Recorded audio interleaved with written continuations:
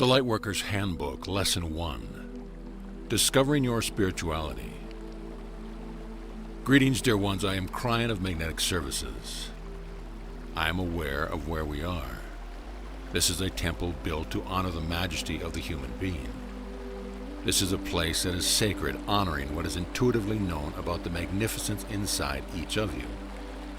It is a place that is dedicated to the love of God, to the love of humanity, and the compassionate teachings of peace on earth. It is dedicated to peace inside. So let it not be lost on any who are listening or reading this that this is a sacred place, and this is where we begin this message, a perfect place for it. When you have this situation, you have energy that emanates even from the chairs you sit in. There is the energy from the walls, from the floor, from the very stones that are here, and all that they represent in their power and synchronicity, singing the same song. The elements know who you are. Oh, dear ones, is that too esoteric for some of you? Because some of you are overwhelmed, perhaps, with the energy of the entourage that floods into this place, not even being aware of the other entourage that has always been here. The elements that have gone into the building of this place know who you are, and some of them are old, culled from the forest that are older than you are, yet they know who you are. You see, you are a piece of God, the angelic realm, the creative force of the planet. And they see you differently than you see yourselves.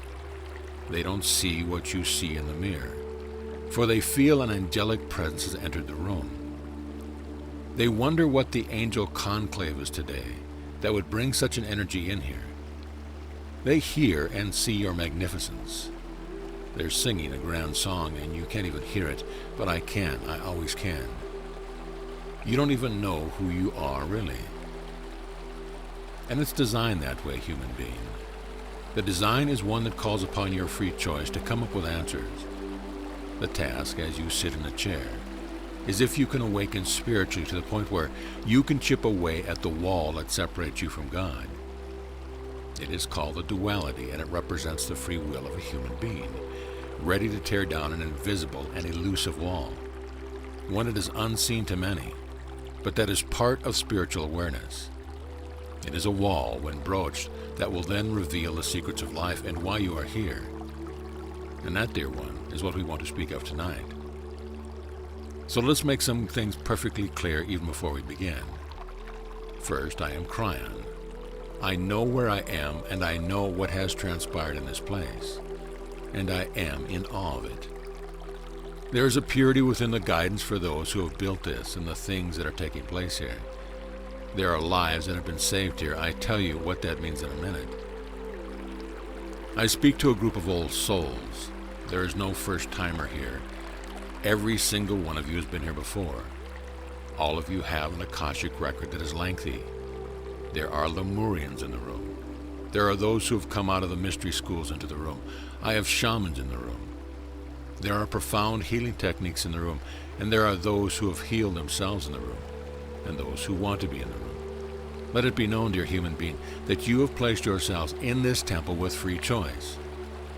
You have the ability to walk out of this place differently than you came in, every single one of you, no matter where you are on the path. Synchronistically, you have created a situation for yourself, and so here I am. So I say to you, may the solutions be brought forward to what you came for, and the knowledge be yours of the questions that are on the top of your tongue. For they are personal, and they are unique to you and your path, and they are ready to be dealt with. Indeed, it's a good time for healing. There is no better time, and you have come to the right place. There are many on earth who are awakening. Be aware of this. As ancient as you all are, some in this room have only just discovered the premise of awakening to a grander God. Many have felt it indeed. They knew somehow that they were spiritual beings, but they come here brand new, never having heard anything about what we speak. We have the big picture, and we know who you are. Each time you arrive on Earth, you get to examine if the esoteric things are for you or not. Many of you seem to have been born into these kinds of examinations of the esoteric. Early on, you rejected what was given to you as the spirituality of your family, or the way things work, and you pursued your own course, some of you at the expense of your family's love. You see, I know who's here and who's reading. Don't you think we walk the walk with you? Don't you think the angels were there during the disruption and frustrations? Don't you think you saw the tears? Don't you think we were there when you cried out for help? We were there. I know who's here. Humanity awakens in different times and in different ways. The old souls on this planet are starting to awaken en masse due to the shift that we have been explaining for almost 2 decades. But so many of them do not know where to turn or what to do. They get excited and ask, where's the beginning of the information? Where's the knowledge? How can I get up to speed? Where's the primer I can turn to? I have given my partner Lee much information now for 18 years. Given much like he is doing today. He sits before human beings and he speaks my communications, translated into this language so it's comfortable for him and readable by you. These are the words of KRYON, and through that period of time, there has been so much covered. Much of it is graduate information, and much of it is core information, all intermingled depending on the group that is sitting before me. But for one who is awakening in this massive shift, there is no primer, no starting point, no premise to build a basis on. Truly, you could start at KRYON Book 1, which I asked my partner to name The End Times. But that was a cryptic time for him, and he was learning how to channel. He was not within the meld with me as he is now. It was also communication for 1989 and not today. So the message was not as clear as today, not like it is now. It was not as personal, not like it is now. So today we embark upon a task that I've told my partner we would do. There is to be a multi-chaptered primer that may never be a physical book, but which has a name like one. It shall represent instruction sets for those who wish to start at the beginning. The channeling this evening, therefore, will be a core information, lesson 1, that takes the reader to the beginning of this new energy and all that goes with it. This is where it begins. This is where the human will come to discover the premise. This is also what some of you need as a refresher, for there is some information that you don't know that will be presented tonight. So we say it begins, and this channel, which has been transcribed, is one we wish to call the first chapter of the primer. We call it Realizing Your Own Spirituality. Truth, the basis for belief and action. Before we even begin the teaching, we have to discuss a premise we have discussed one time before. What is truth? In your own reality, within the perception walls you build around your mind called 3D, there are absolutes in truth, in math and in science. When you begin to break those 3-dimensional walls down and get into the system of interdimensional things, and especially spiritual things, all the rules of reality change. So what I'm about to tell you, you may not sit well with all of you. For you will weigh them in a 3D way instead of a multiple D way, because of the way your mind works. Truth is relative to your path and is multiple. Many will immediately say, KRYON, we don't like that. There has to be one truth, for truth sets the stage for the direction of the human search for God. Therefore, there can only be one truth and only one God. Does one God mean one truth? Or could you indeed see many roads to the one God? When you get to the other side of the veil in death, don't be shocked to find others there who are not part of your church or your truth. Instead, there are many truths, and with pure intent. They are all passionate roads that lead to God and the family of God. For those who demand there only be one truth, I'll give you one. Indeed, there is a generic truth, a core truth, and it is this: that at the center of every atom in the universe of yours, you will find the love of God in a personal way. That's the core energy. That's the truth. But you might say, well, how sweet. And I will say, oh no, I'm not talking about sweet. I'm talking about physics. There is an energy at the core of every atom that makes things work. And when you remove the energy of God, it all collapses. You might say it's the space between the electron haze and the nucleus of the atom that keeps things moving and separated. It represents more than you'll ever measure, more than you'll ever know. It's basic physics, and it's the love of God. That's the core truth, and scientists are on the verge of realizing it. They will call it something else, but there will be the realization of an intelligent force keeping things running. Here's a definition of truth. It is when a human being marries his heart to the passion of God and creates discovery. It is an acknowledgement of a personal search, if you wish, without knowing anything more. It is a willingness, with free choice, to find out about God inside. That's truth, so therefore you have multiple truths as you go around the room from multiple human beings. But again, a human doesn't necessarily like that. You say, well, there must be one truth, one doctrine, one building. And we say, well, how 3D of you. The linearity of your existence has been placed on God, and you have decided to make a 3D God. This then matches your human experience. Don't you see how limiting this is? It is the cartoon character coming to life, stepping off the 2D page and meeting a human. But he screams in confusion and frustration, seeing 3D for the first time. He can't cope with it and doesn't understand it, for it doesn't make any sense. Therefore, he returns to his domain on his page and draws humans in 2D, so he can make sense of it all. You are then rendered as a 2D drawing due to the limitations of the observer. Inside each of you, you will discover the family. This family is the intuitive group that makes up the whole of God. At the core of the family is the same system of interdimensional workings, and it comes from the love of God and the compassion of what you call spirit. Therefore, your truth is what you are doing when you follow your passion to create manifestation in your life. What most human beings do not and will not understand is that this system is the glue between you and many truths. Difficult to explain in 3D, isn't it? But between the multiple truth of your quest for what you're supposed to do is a glue of knowledge and synchronicity, all working together with the potential of the system to make things happen in 3D. There is more than it seems here. The beginning premise. So let us begin with the premise. You are not looking for a doctrine, you are not looking for a prophet. You are stepping off the page of 3D belief, of following others within a generic box of belief, and are instead risking the idea that God is far bigger than anything you've ever been told. You're looking for what you are here for, and the premise is that the search will reveal to you not only your own path, but also that you are part of a grand system. It's an interdimensional system of how things work and is intuitive and shared by others all over the world. It's innate, meaning built into the cells of humanity. It is magnificent and will also reveal God inside you to the extent that you can become your own prophet, your own master, revealing divinity within your own eternal existence. It will bring you to the realization that you have lived before, and that this is absolutely a staple of the system, not odd or weird, but rather a wise observation of how it all fits. It will fly in the face of those who are steeped in a 3D mythology given to them by those who existed in a far less enlightened time and energy on the planet.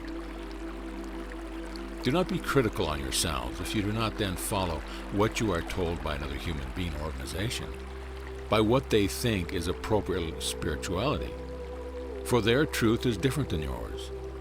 Their search for God is different than yours. Blessed is the human being who searches for God in any way at all. Blessed is the human who sits ready to go and who says, God, tell me what it is I need to know. I want to chip away at the wall, the duality between 3D and multiple D. I want to chip away at the wall to find my own magnificence. I know it's there. I can feel it. Show me the path to my own revelation. When a human being is following his truth, it's his passion for God he is discovering. It's a path for his own personal discovery to find God in his life. That's truth. It's diverse since there are so many individual paths for humans. Each human being is spiritually unique. One is working on abundance issues, one is working on health issues, one is working on self-worth issues, and one is battling fear. Many of these paths are a result of the past experience of humans on Earth in different expressions or past lives, creating the vast differences of personalities at birth, their strength and challenges, their many phobias and their gifts. Do you see how you cannot create a spiritual box and ask everyone to get in? The new energy and what happened. And so the journey begins. What is this new age all about? What is this great shift? We start at the beginning, and the beginning is not all that far in the past.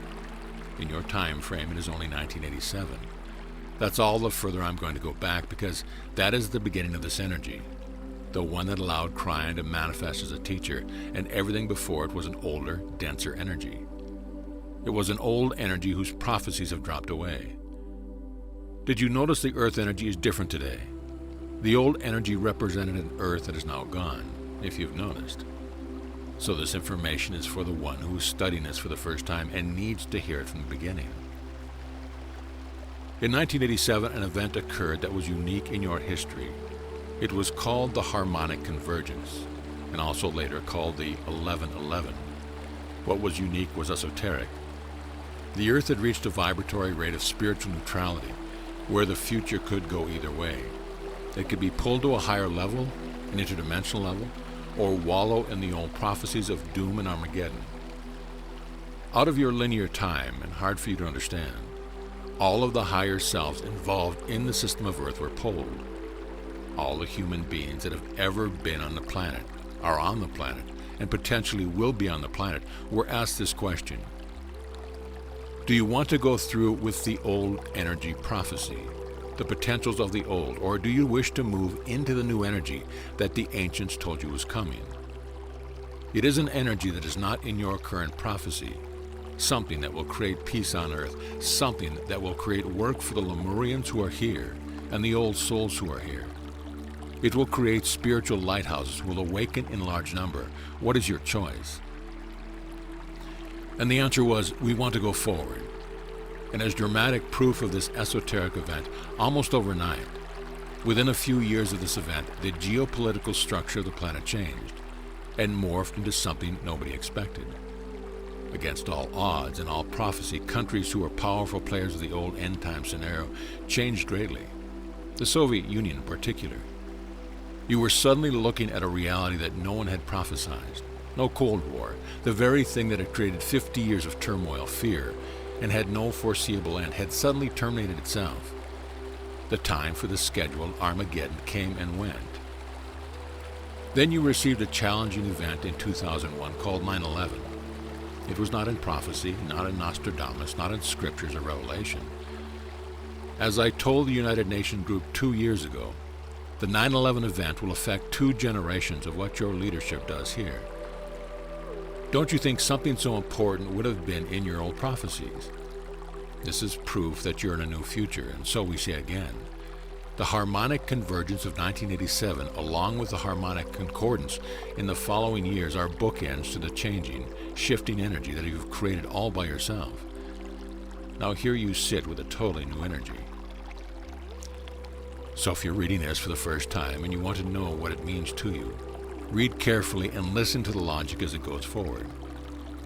Here you sit in a changing Earth, one that was never prophesied. You might say, what do I do to make the difference, and how can I shift?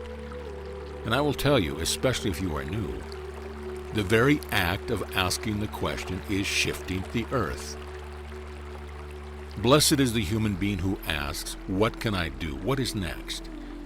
For by this act of compassion for the planet, they are showing within their own selves that they have started chipping the wall. Is that you? If so, then you are asking for the steps of ascension, are you not? Yet I'm not going to give them to you because there are no steps. Or perhaps there may be one, begin. And so we see that the human being who begins the journey of asking, how do I chip away at the wall, already has the pickaxe in his hand, already is working the puzzle, and already some light is showing through. The changing system of karma. I would like to again explain what is happening regarding karma. This is an old spiritual process that will always be with you on the planet Earth. It is described very succinctly within some of the oldest belief systems on the planet, still true to this day. It's an energy system that will be in place and will operate all by itself, just like so many other things about the energy of life. Even if the human being does nothing at all to see it or recognize it, it is still present and will affect what the human does. Important. Individual humans are not predestined to do anything on Earth. There's no predetermined path or predestination. Instead, by default, they are predisposed to follow a karmic path that they do simply because it's there, and they come into the planet with the emotional equipment to follow it automatically. Let me explain this. So many things are in the works at this moment, including your own free choice, not to have free choice. You're in a battle right now, and indeed, if you allow consciousness to shift into a backward situation, even an enlightened, vibrating Earth can have free will dictate that it will no longer have free will. It would be like taking a vote not to allow any more voting. That is how powerful you are. You are angels, and you can create whatever it is on Earth that you wish to create. The darkest dark and the lightest light are both on your palette of energy colors. Whatever it is you wish, you may do. It is a critical time. Things have changed. The old prophecies of what you were told would happen have dropped away and been replaced by free choice of the moment. The Mayans have given you the information that 2012 is the beginning of the upsurge of a vibratory change in the planet, a new beginning energy. It has an 1111 energy. Indeed, the 2012 is alive with 1111. The 1111 that many of you see on the clocks is all about the promise of the 2012 transition into a more positive energy, the beginning of a new paradigm. You may very well sail into 2012 with the ability to have the Earth support you in a way that it never has before. Changes are afoot that you know nothing about, but I'm getting ahead of myself. Every human being who is born into this planet immediately gets a karmic imprint. He comes in and delivers his crystal into the cave of creation. The crystal is a memory energy that aligns to the crystalline grid. It is a part of Gaia, and Gaia, therefore, knows he is here. So it is with all of you. When you come into this planet, karmic energy is deposited into your DNA, and you start the energy there. Karmic energy is an energy that is part of the system that we speak of, that is Earth life force. This is the one where the human being chooses no esoteric path, but just follows a groove of existing karma, created by past energies and expressions on the planet with others. Often humans are born into a place where they were the last time. Often they follow their family's direction, or whatever their family does, they do. If their family are farmers, they are farmers. It's the most natural thing for them to do, and it's an easy decision. It's like a road that is wonderful to walk on without rocks, so this is their karmic path. This path often takes them into challenge because of what has happened in lives that happened before. Often it will redo and undo itself as karmic energy unfolds. Many of the energies of the yin and yang are then manifested. It is true indeed that what goes around comes around. And that is all part of the very old system under a very old spiritual vibration, one that is automatic. But it doesn't have to be yours. Listen, for this is where it gets good. In 1989, I began telling you that in this new energy you had the opportunity, if not the demand, to get out of karma and get on the road of your own choice. For as an old soul, one with magnificence inside, you have the ability to get out of the groove. You can take that old karma and place it aside and replace it with something far higher in energy, an energy with intended spiritual direction for you and the planet. You would say, I wish to make my own creation, my own reality, and not the old setup of karma I came with. Have you heard the phrase, creating your own reality? And this is what it means. And the harmonic convergence gave you that power.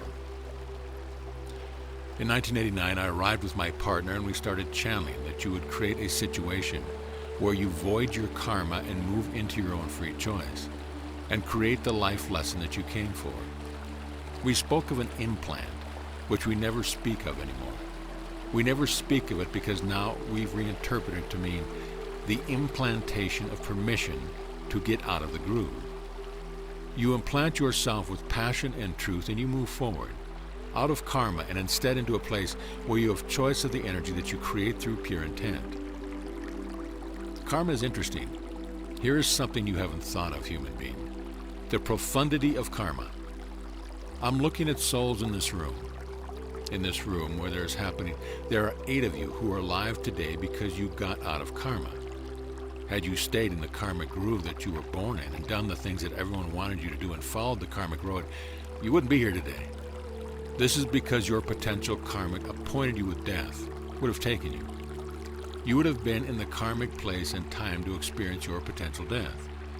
But because you popped out of the groove and manifested your own life experience, all the karmic attributes of your death fall away.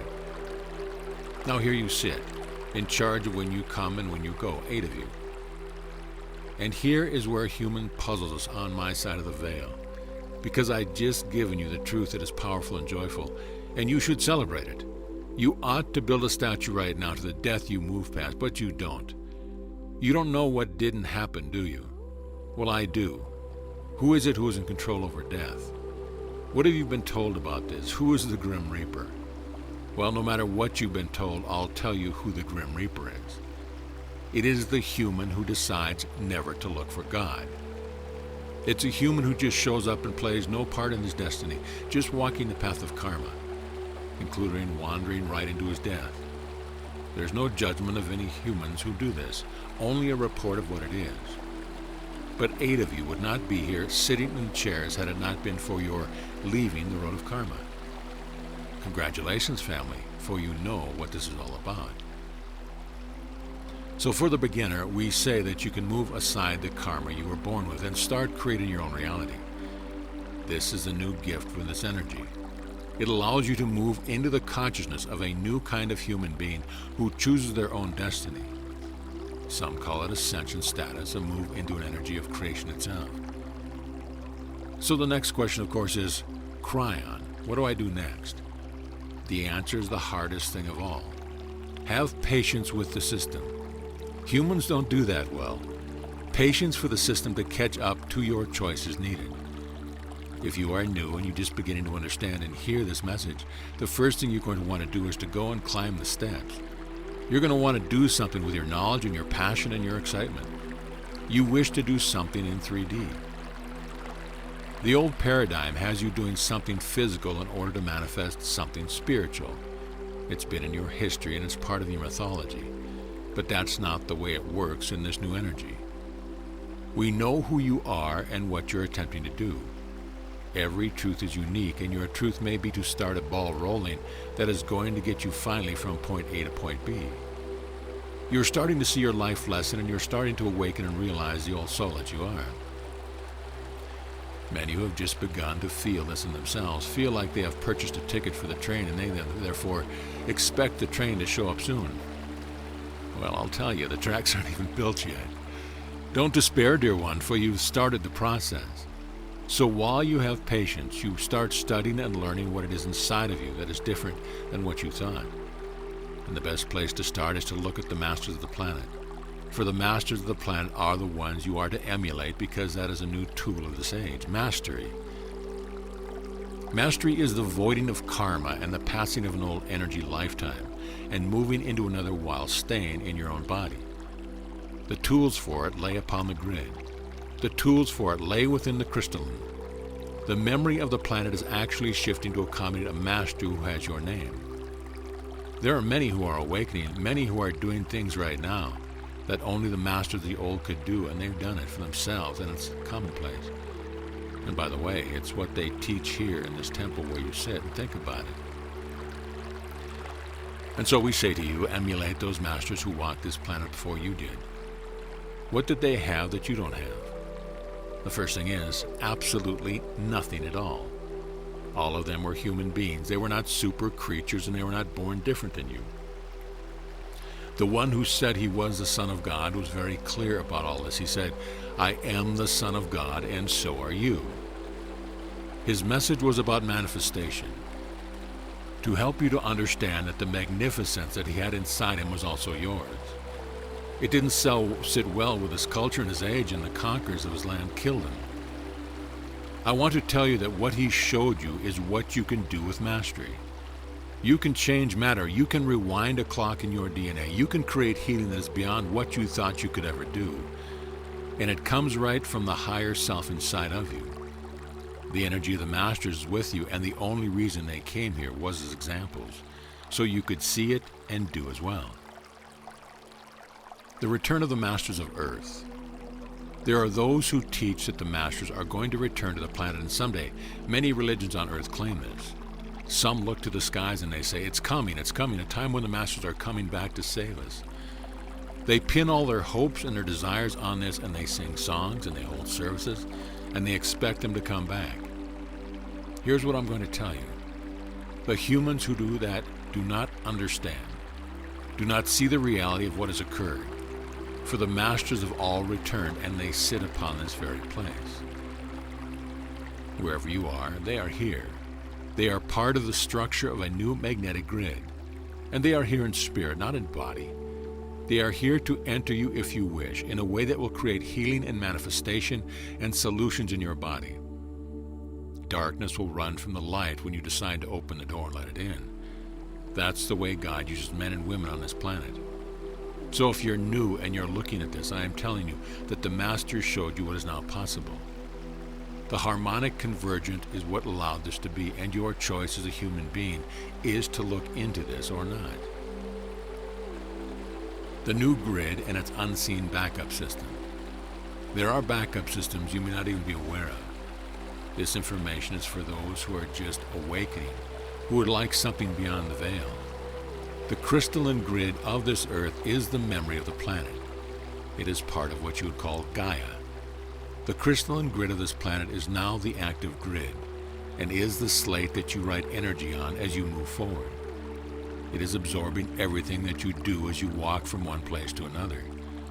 The crystalline grid knows where you walked and that you've made impressions in the dirt. For the grid knows humanity. Any human being who is spiritually awakened on this planet is known by Gaia. Light emanates from your intent and voids your three-dimensional aspect of reality. There is a backup system to the crystalline grid of this planet, a memory system. The crystalline grid will never be destroyed. Yet there are systems that could be applied to the earth by humans and mankind, which would disturb it in a way that would void the integrity of the whole. It might break the chain. Too much electromagnetism placed upon the earth in an obscure way could damage the integrity for a time. So there's a backup system, and it's alive, and some of you need to know what it is. It will always be with you, and that is the whales of this planet. You love dolphins, don't you? Ask a biologist about them. They're really smart whales. So when we speak of whales, we mean all of them. What other mammals on this planet is protected by over 80% of the countries on Earth by treaty? None. For intuitively, the human race knows that these are creatures who are majestic and must remain on the planet intact. It's a backup system, and it's very special. Now you know the secret of why you feel about them the way you do. Summary. Is it possible that there's more than you were told going on? What does your intuition tell you about your own purpose on this time? The harmonic convergence did a whole lot more than just shift the energy of the planet.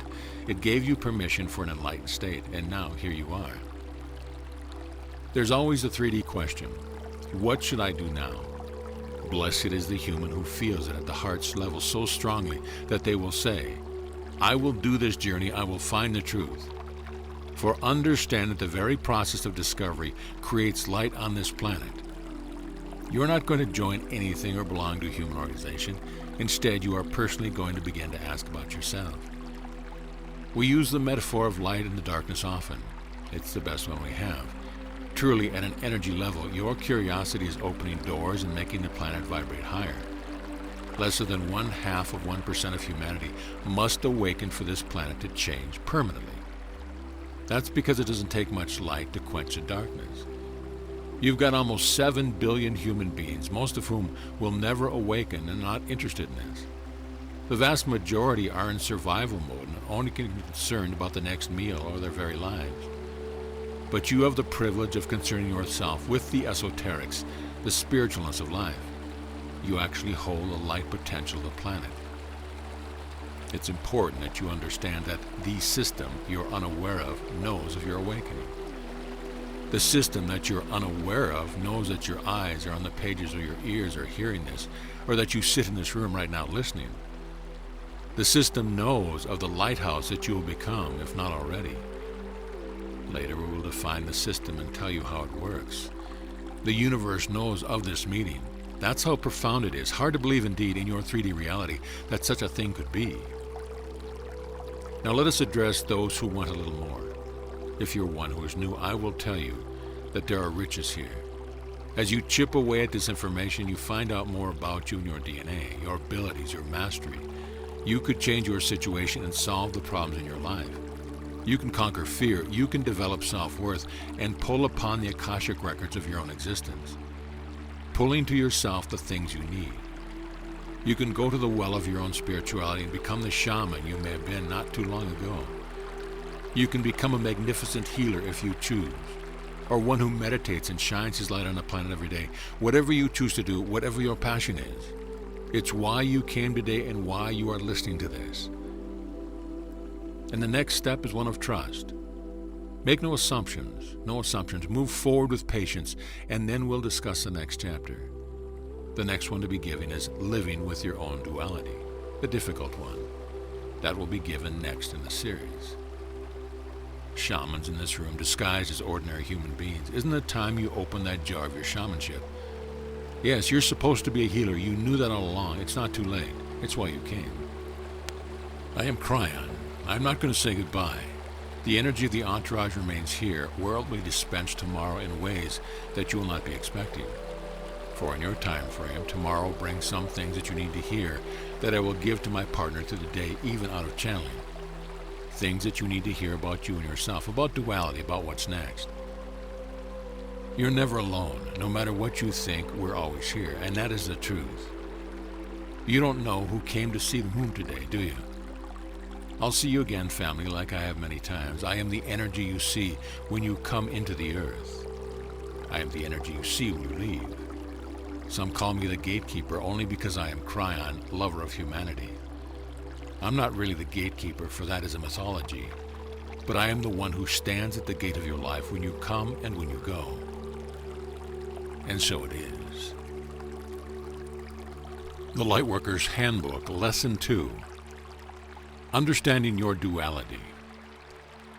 Greetings, dear ones. I am KRYON of Magnetic Service. There are those who would say that this kind of communication is impossible to have, difficult. What is the process, they say, that would allow a human being to speak as if a human was the link? And I'll tell you, that process is easy to explain. For the human is the angel on earth. There's a direct pipeline to spirit, and you have called it the higher self. This spiritual part of the human is there like an antenna, waving in the breeze all your life. Some of you know what to do with it and plug it into that sacred pipeline. Most don't. But when you do, it is when your most profound meditations occur. The invitation in this energy is to learn to develop that pipeline and tune into that energy. There are many who are just beginning to tune into the higher self energy. These are the ones who are discovering for the first time in their lives that there is more than they thought about God. I have told you for 18 years that the earth is beginning to vibrate higher. What you see on your news today is the shaking that is going on, and there's more to come. That is to say, there are many who are being dislodged from their mythology, asking the question, what is real, what is not? They are saying, why do I feel in my heart and my soul that God is bigger than I was told? And some will be brought to look into the words I've given over these last 18 years, and they will be overwhelmed with the teaching. Where do I start, they say, or what should I do next? Where is the beginning primer, so I don't have to wade through all the graduate material to find the basics? The answer is what you are hearing and reading, and I have commissioned my partner to do a series on channeling called The Lightworker's Handbook, a place to start. I have commissioned him with instructions to make it available within the largest venue he can, so that the most can see it with free choice to examine it or not. There are those who are beginning this journey who are just arriving, sitting here asking the question, what is this feeling? Could it be real that a human being is doing what it looks like he is doing, channeling? And if he's not, why do I feel like he is? And these are good questions, and the answer is that Earth is indeed vibrating higher, starting to let the conscience open.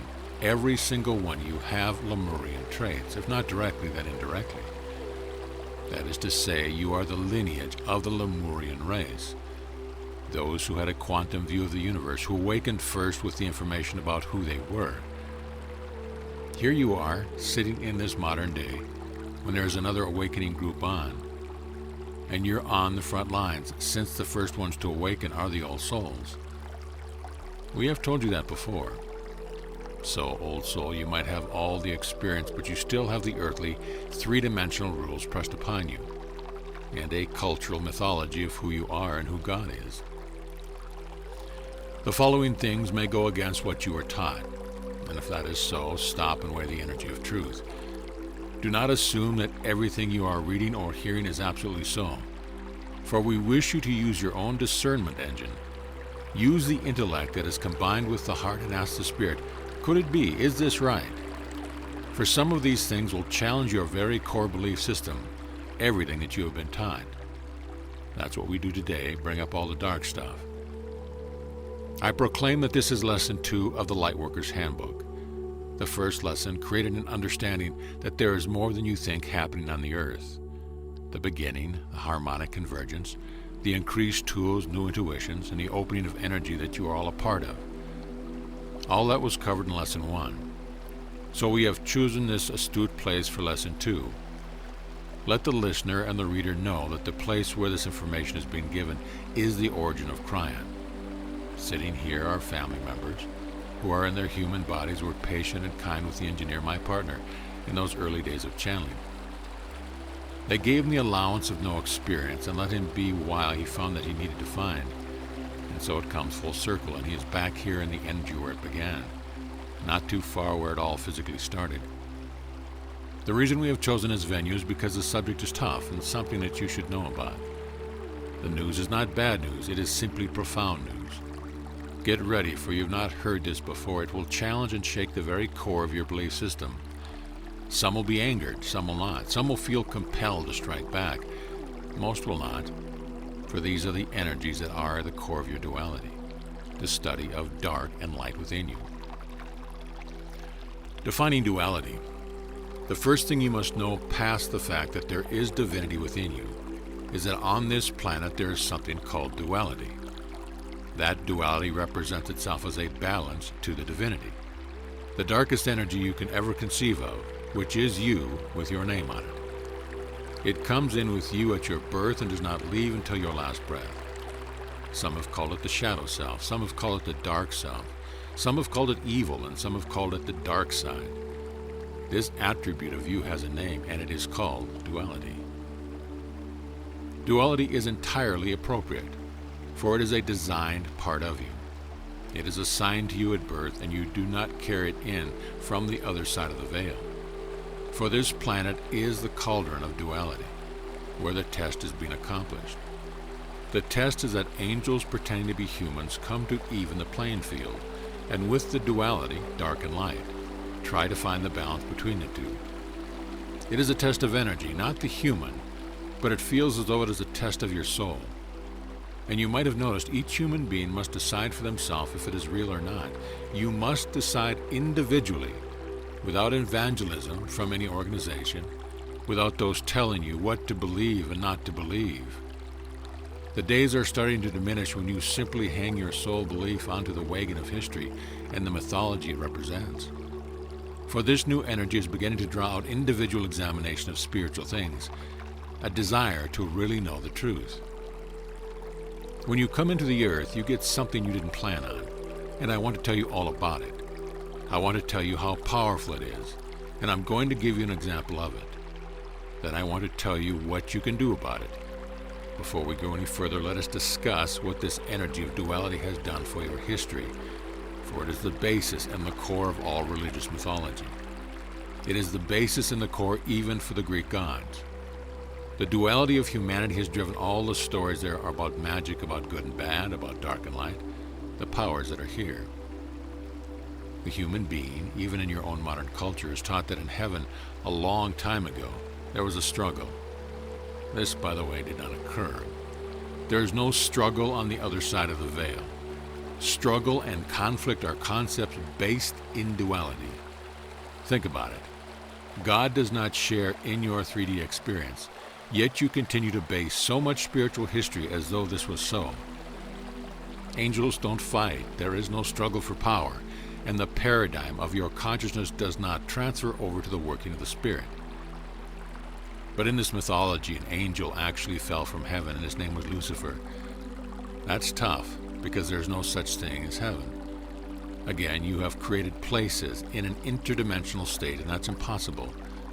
There's only home, the place you are when you're not here. And it's not a place.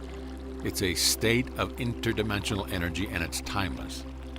But as the mythology goes, the fallen angel was responsible for developing a place of his own, an evil place called hell, which you will go if you don't believe.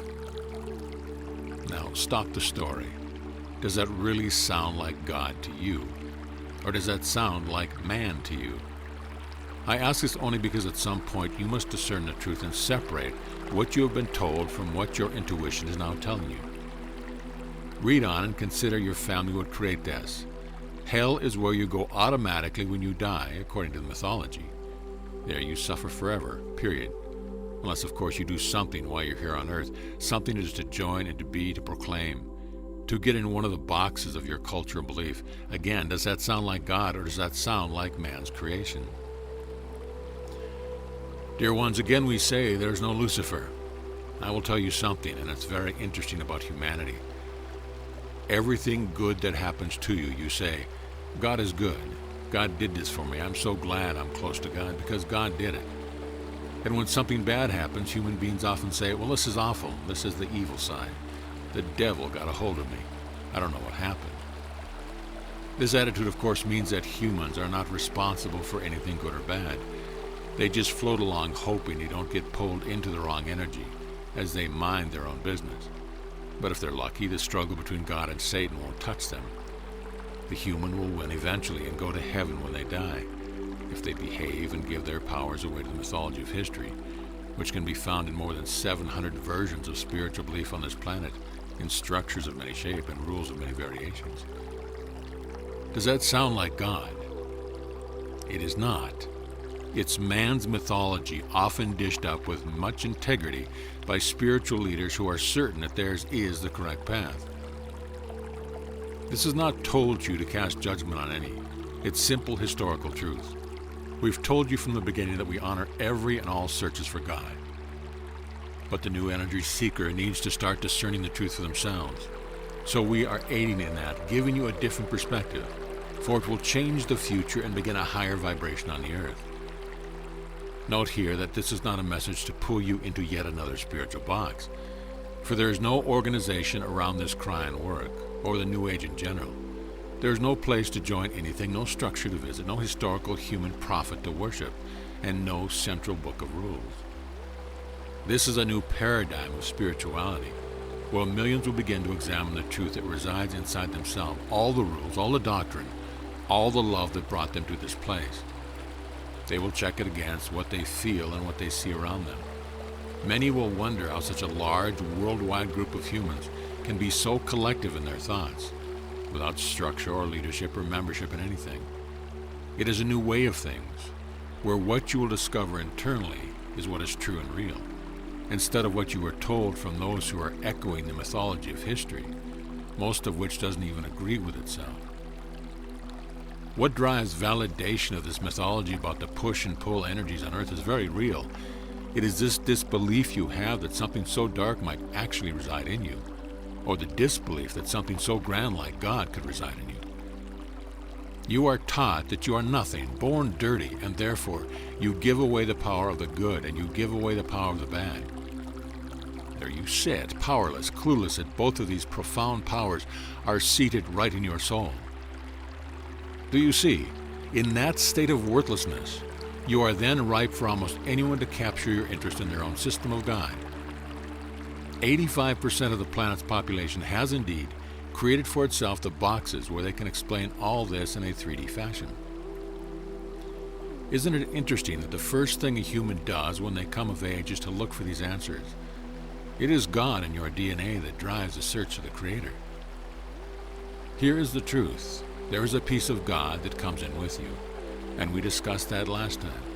It resides in you, and it's waiting to be awakened. And it is a quantum energy, interdimensional but in 3D. And it is beautiful. It is light. There's a reason why you're being prodded and pulled to sit in the chair. So you know that you're part of everything. There is no accident that you are here or listening to this. It is with your full permission, you know. And you may not know what it is yet that you are supposed to do about it, but know this. Simply your very existence to ask changes the planet. Did you know that? Just being here, listening, helps the planet. That's a message for another day.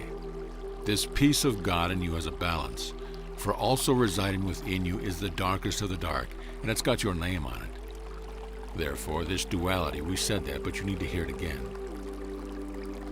The 3D approach to battle. The 3D approach to battle is that if you have an enemy, you defeat it. In 3D, you go to battle and you kill it, then it's gone. And you arise victorious and you say, that which was part of the evil in me has been slain and now it is gone. That's reasonable to you. So there are a lot of places where you can go to slay the monster within. And you don't have to look far for help with this.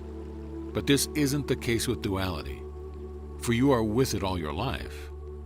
To destroy it means the death of the human, but many say it doesn't make sense to have an enemy that is so strong within me, and just let it be. It must be dealt with. But you do deal with this energy within you without the concept of elimination. Instead, we call it balance, and this, dear one, is an advanced concept for almost every human alive. For it must void out the instinct of survival in the core sense of the word. It transcends the flee or fight feeling and replaces them with a wisdom that is what we have been trying to give you for 18 years. Therefore, this lesson too is the acknowledgement of that which is in you, which you don't want to even admit is there. It's a stretch to believe that you have God inside, but it's not that hard to find it. But to believe that core evil is also within you is an insult to your intellectual self and the integrity that most of you carry for an honest life. In other words, this whole concept is one that you must examine out of the box. Revelations of the truth of duality. The duality reveals itself in so many different ways. I shouldn't even have to list them, but for those who are just coming into, I will. From those things that are minor to those things that are not. Drama is one. Drama. Have you met those human beings who survive only by spinning in drama? The irony is that they are the ones who will be on the phone to you, the light worker, for your balance, and carry a light that attracts those who are not. They'll say, there's more drama than I can stand in my life. There is this and there is that. I thought I'd handle this, but this came back. Then but when you hang up patiently that give them phone, your wisdom you know for the what'll happen, 100th don't time, you? and it will be good. They will as it not take always your has advice been. at all. They just wanted a voice on the other end telling them what they already knew. Then the next day you get the call and they will say, well, this has happened and this has happened and this has happened. It just seems to keep going. Finally, you might even tell them the truth. You might say, are you aware that you are drawing this all to you, that you survive on it? And they will say, never. I would never ask for such a thing, but they do. And I'll tell you why. Because they are comfortable with it. For there was no drama in their life. They would have to look at the shaman that they are. Blessed is the human being who has dropped the drama and seen the spiritual side. For quite often the drama hides something just as profound, a light that will pour into their life. But they are so afraid of it. Therefore, drama covers up having to deal with reality, and drama becomes comfortable. Worry is next. Worry about everything. Those who worry are those who feel that they are powerless to create anything. There are those of you waking up at 3 a.m. worrying about the fact that you don't have anything to worry about. When you start to balance that dark thing inside you call duality, one of the things that goes away is worry, because you have a sense that the system is starting to work, and indeed, you're not alone. There's a plan, and worry starts to drop away. But it's that dark thing that wants to wake you up and say, well, look at this, let's worry about it. Then it gives you this, what you call a laundry list of things to worry about. That's when you cannot even go back to sleep. Then you get up, you know what that feels like, don't you? That is absolutely human. Drama and worry lead to lack of self-worth and fear. You look at yourself in the mirror and all you see is an aging human being. And that's all you think life is about. Where is my youth, you say? Why can't I go backwards, you say? What is life all about? I am such a small part of this system. And that dark thing inside you will say, right on, boy. Have you got it right? You are nothing. You never will be. You're here by accident. When you die, that's it. You're gone. And for whatever reason, the human hangs his head and says, yeah.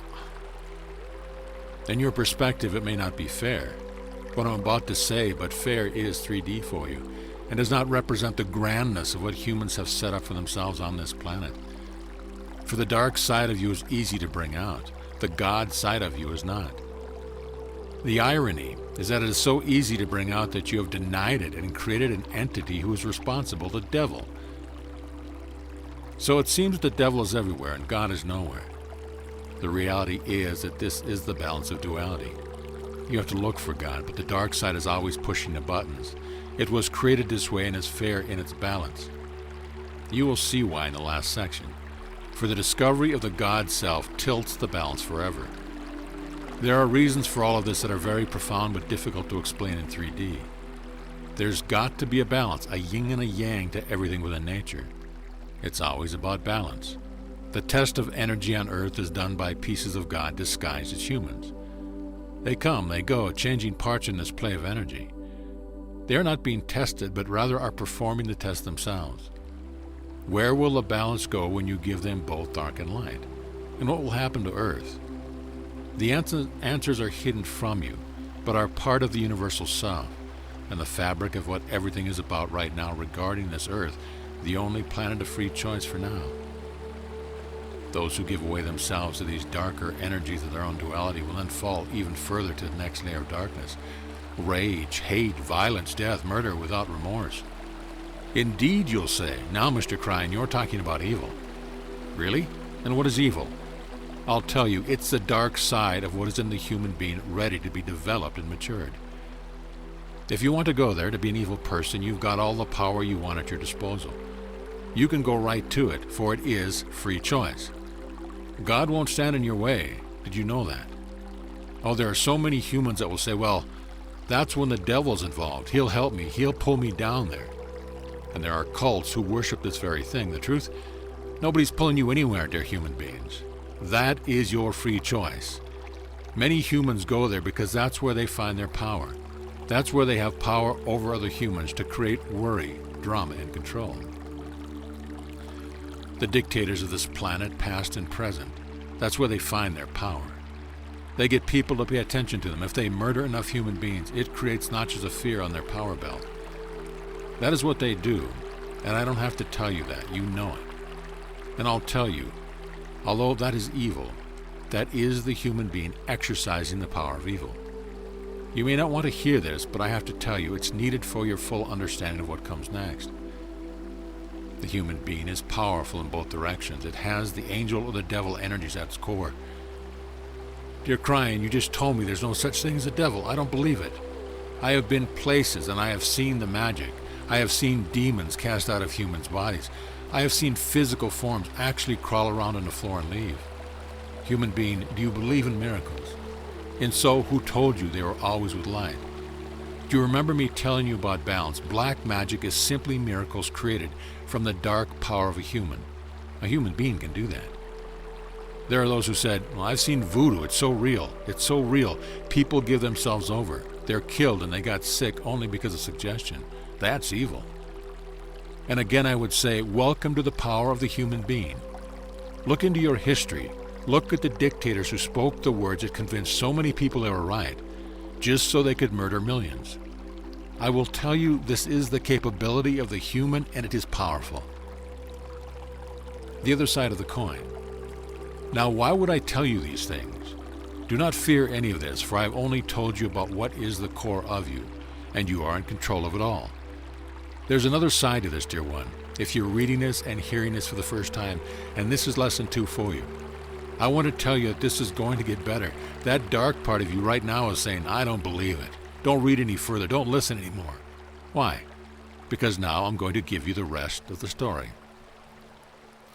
The dark part knows that if you look further, it's all over, because you'll see something it does not want you to see. Free choice to see the balancing power, and oh, what a power. If you could see the bucket brigade of angels in your space right now, taking the energy of interest that you have developed, you'd be amazed. For they are getting ready to fight your fight with you. You come to this planet with a piece of God in you. The dark thing in you is set to temper the beginning energy that creates karma. It is for a reason, and you have it when you are born.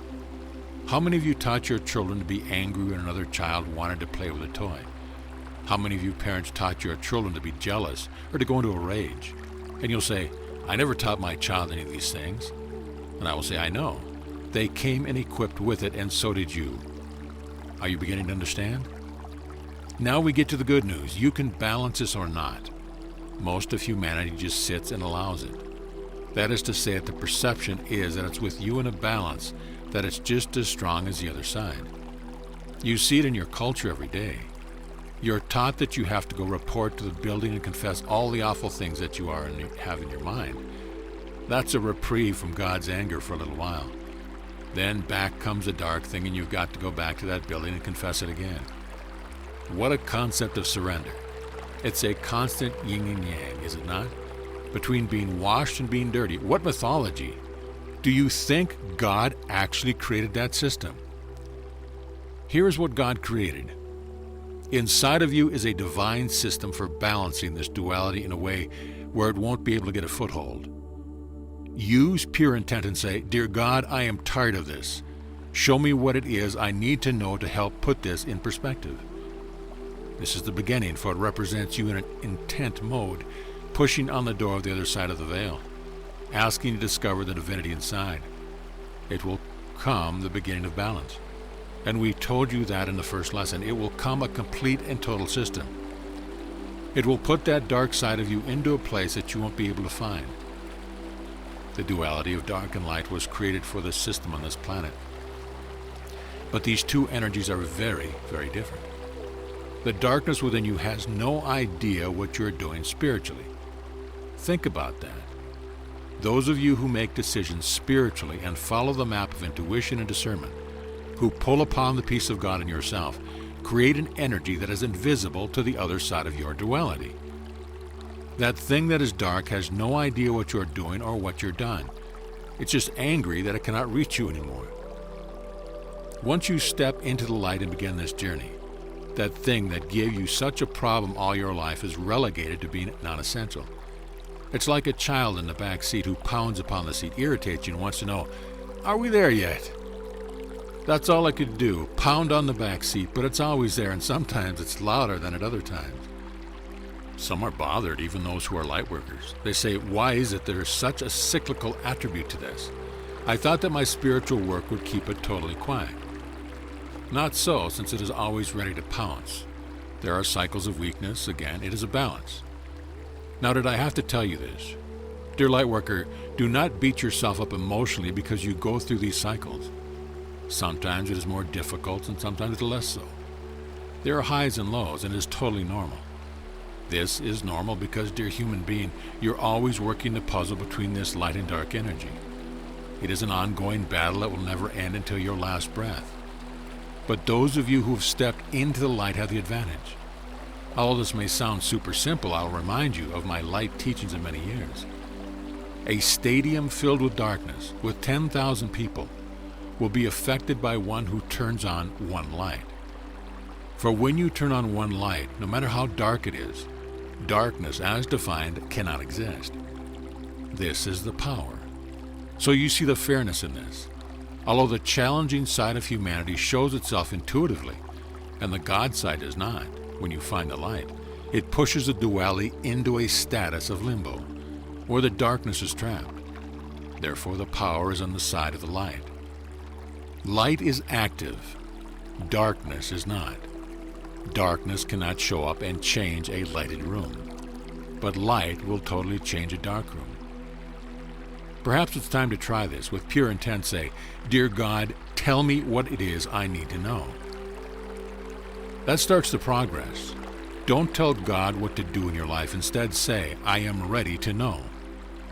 That is a statement of wisdom, and that's when you begin to find out who you are. Don't be surprised if love flows into your heart.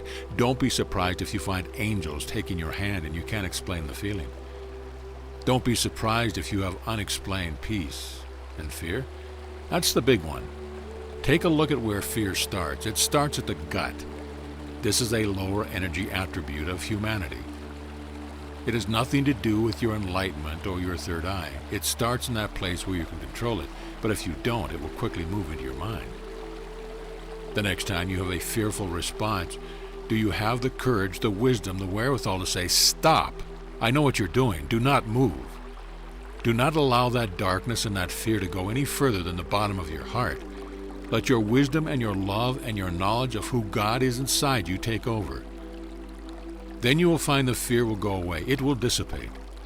Sometimes it will try to get you in the middle of the night, but even then you can control it totally.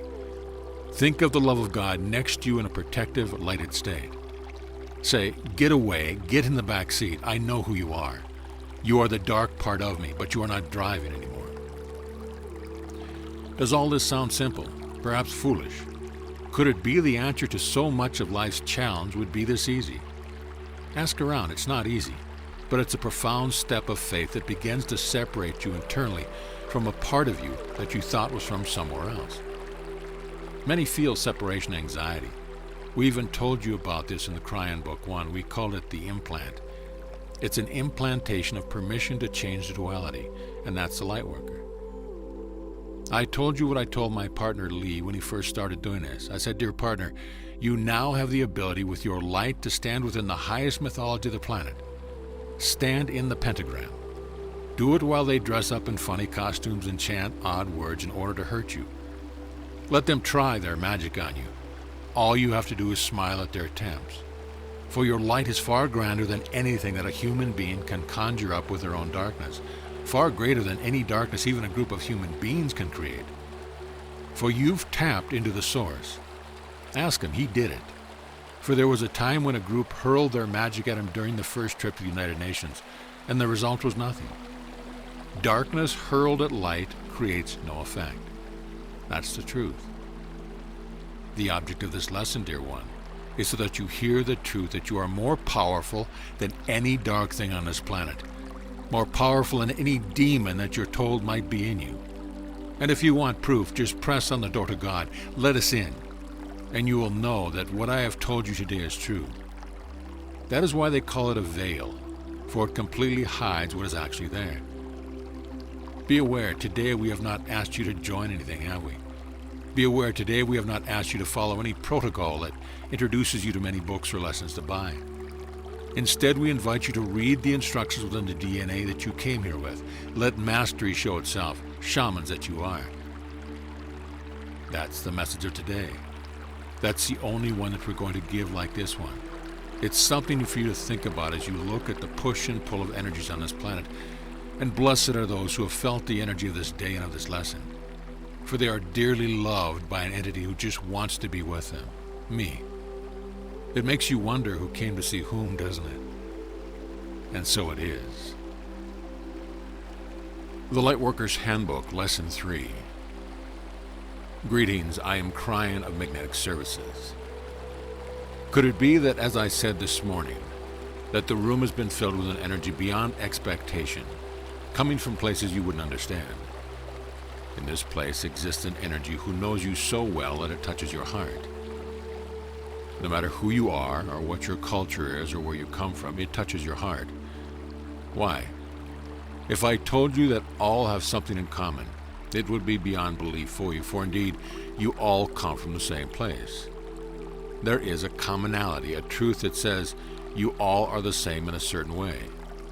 Home is the same for all of you. So perhaps that is what you feel as you come into this place. As you associate with human beings you'll never see again, do you feel the connection? What does that mean to you?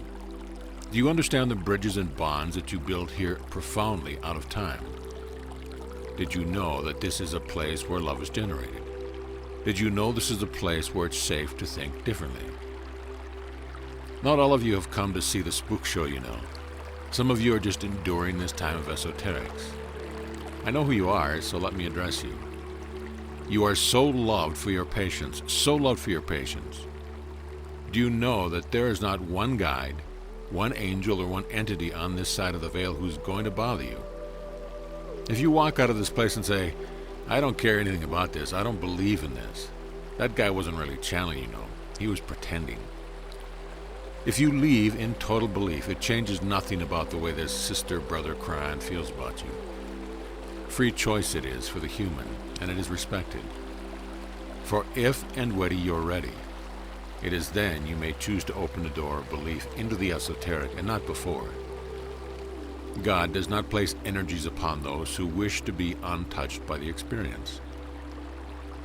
Let me tell you how these messages are going to be structured and what the messages will be this night and the next. For this night, we are going to load up on the esoteric. Then tomorrow night, we're going to load up on the physics and the astronomy. These will be very different kinds of channeling. They are being given separately, but in my reality, they are being given simultaneously together. For you, they are a pair of messages that are opposites but related. So if you listen or read or hear one, be sure to experience the other like bookends. They balance one another. One is the most esoteric and one the more scientific. So tomorrow I will do what I have not done in a very long time. I will give pure physics, pure science. I will explain some things to the limit of the allowance I'm able to reveal, giving hints about the way things work and why they work the way they do. I will explain some of the unexplainable things that astronomers see and some of the things that physics has totally and completely missed. I'll even rewrite some of the laws of physics that you depend on for a logical system. But tonight is for the woo-woo group. I knew you'd like that. My partner told me to use that word. The woo-woo stuff. I know the things that you are criticized the highest for. I know who's here. I know what some of you endure for the beliefs you have that are outside of the culture's accepted thinking. Some of you have come here totally and completely alone, knowing that when you go back, you can't really share what happens here. Yet you'll want to. You want to take somebody aside and say, well, I went someplace and I know I was touched. Somehow I was touched. I don't even know what touched me. I just know that I feel so good. I feel empowered to do things I could never do before. And all by myself, and I wish I could share it with you. But you can't do that, can you? If that is you, I would like to give you a message. It is not necessary that you share anything with another human, really. Just go away joyful, healed, blessed, and carry with you a consciousness and a light that, by your actions, show your shift to your family, to your workers, to your culture. Let that be your message, for that is the way of it and it always has been. I must preface all the esoterics by again walking you through the challenges that we have from this side of the veil as KRYON, arriving into a three-dimensional existence, trying our best to give you interdimensional information. Here is the example for you. Try someday to explain color to a human being who never had sight. They don't even have the experience of seeing, yet here you are trying to explain red and blue. That's a difficulty in any of these messages for us. Since the very beginning of time, this particular universe has been set up so all you see is the singular, and you are linear in your perception. This linearity of your perception totally establishes what you believe is real and what you believe is not. And if you can't see it, then it doesn't exist. If you cannot see it, you cannot even talk about it, even though you have invisible forces around you that you take for granted, like magnetics and gravity. You can't go past that. Both of those are provable at the see it level, for you can see the effect of them clearly every day. But if you can't see what others see, the colors of the energy around things, then it's foolish. Therefore, there are those who say, I choose to be linear. Some here are not just like that. It's comfortable, and you are used to it. But it's a biased linearity, and you don't even know it. Your survival depends on you being in a linear world. So very early on, your brain was trained not to let you see anything that would not suit your linear existence. Therefore, you have a biased reality. Even though your actual physical eyes may see colors, your brain denies you the visible. It does not suit your linear reality. Every single human in this place is so linear and so used to it that none of you realize how reality crippled you are. As three-dimensional, linear human beings, you show up for a 7-hour conference where each speaker has to deliver the message to you one word at a time, and your brain must listen one word at a time. It's like your entire reality is on this small, little, thin track as you move only forward, never back or up or down or left or right, only forward. It's as a thin string that you balance on, and everything around you works that way. But you're used to it, so it doesn't seem limiting. When you get a book, you read it in a linear fashion, one word at a time. Even those of you who are speed readers are reading one page at a time. It's still linear, one after the other. You are reality crippled and don't even know it. If you had quantum reality as we do, you would see conceptually everything at once. You could see the entire possibility potential scenario and the messages all at once out of linearity. You could come into a room like this and receive the whole day's messages in a few seconds, as though you had listened all day in a linear fashion. You could take books and read them by touching them and holding them for a moment. This is one who can move up, down, left, right, forward, and back in reality you can't imagine. You saw an example of this today. In general, a true interdimensional human existence is very rare. You're in 3D for a reason. Since this is the energy you developed, you have control of your own reality and the perceptions you have of the whole. So you sit in what you have created. Your life is lived in 3D, and you walk away from this place one step at a time in 3D. Therefore, when we speak of the esoteric things, there is little justification or proof, for it does not justify itself in 3D. But for those of you who wish to cross the bridge of reality with me tonight, I wish to talk about the most esoteric things in your belief system. And we will touch on many of them. There would seem to be no science behind these things, but that's only because your idea of science is based totally on the 3D. As you begin to reach out of the 3D box, someday your science will indeed justify the esoteric. For then, the theories and the postulations and rules will be interdimensionally based. Such is the way of it. Today's foolishness is, therefore, tomorrow's science, and it has been this way as long as you have been human. Wouldn't it be fun to place you in a time machine where you could explain to your ancestors how you can talk to anyone on Earth with a little device in your hand, or throw pictures through the air up into space and have them received again almost anywhere on Earth? Good luck with this. But you wouldn't get far before they would want to stone you, burn you, or at least ignore you for being one of them, the weird ones who consort with the devil. Seen any of these in your culture? And then there are those who say, I don't believe in anything unless I can see it. And so let us address this issue first, for it is so very common with so many of you. I must see it, they say. In addition, Mr. New Age, don't talk about odd things in the ethers.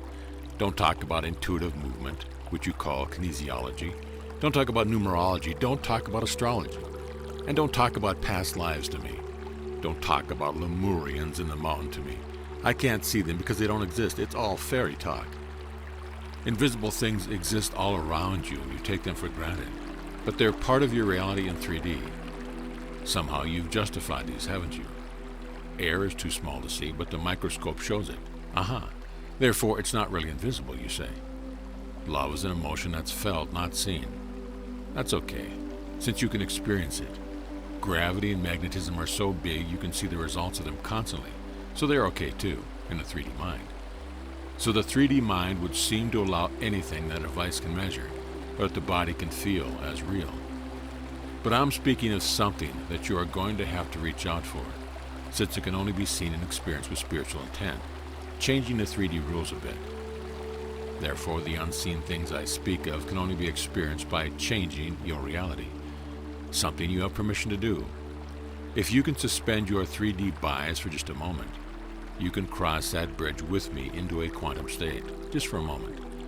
This is the beginning of the softening of the false reality box you are in, moving to the allowance of things unseen to be part of your possibility.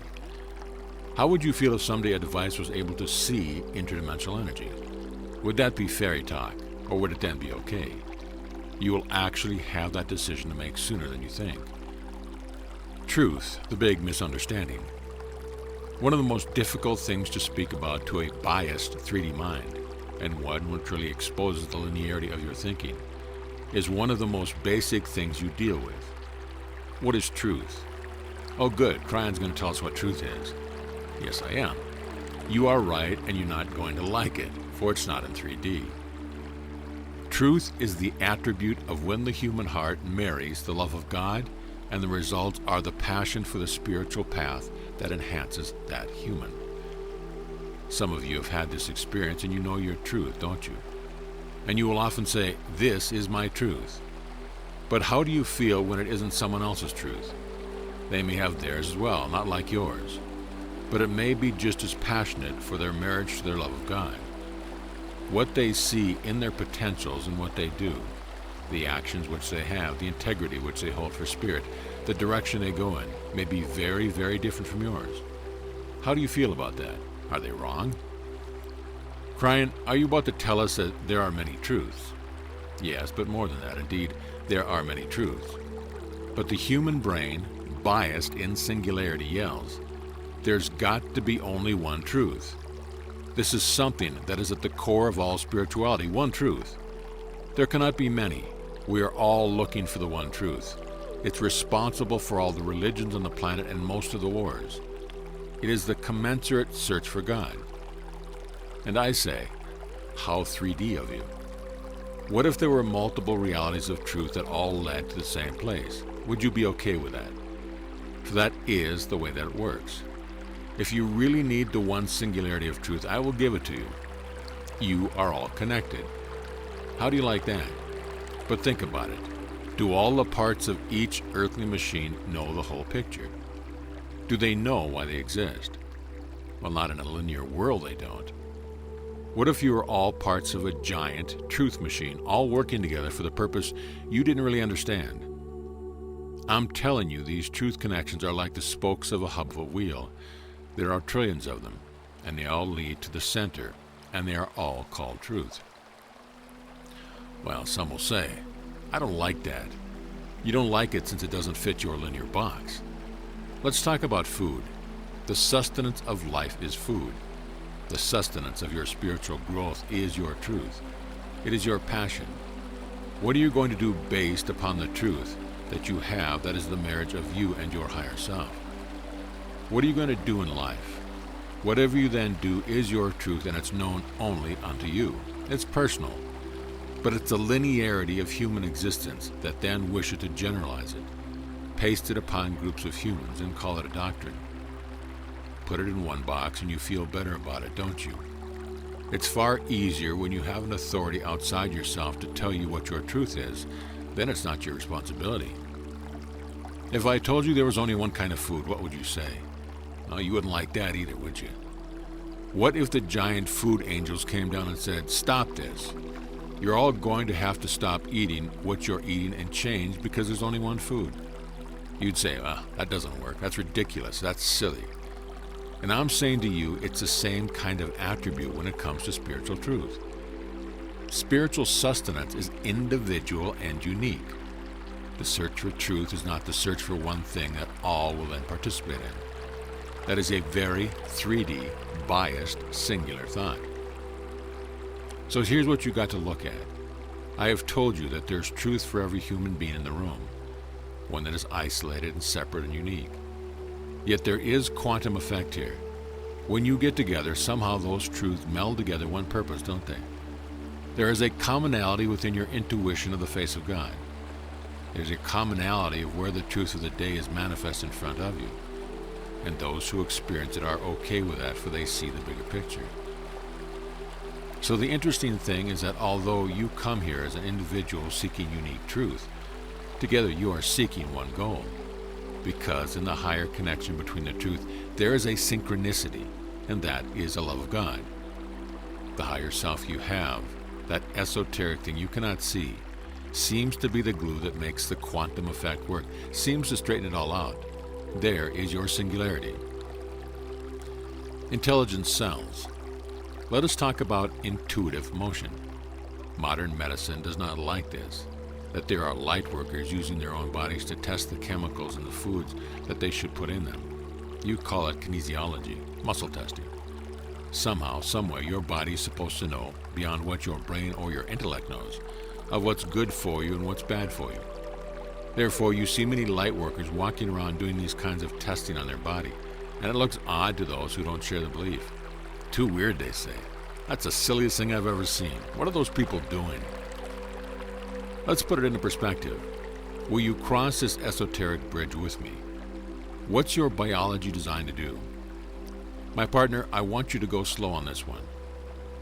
What if you had a disease in your body? Let's pretend it was something like a cancer and it's present in you right now.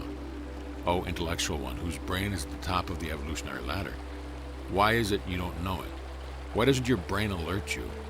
Aren't you tuned into the cellular structure of every cell? Shouldn't your brain be getting the message that something is growing inside you that's not only inappropriate, but that might even cause you death?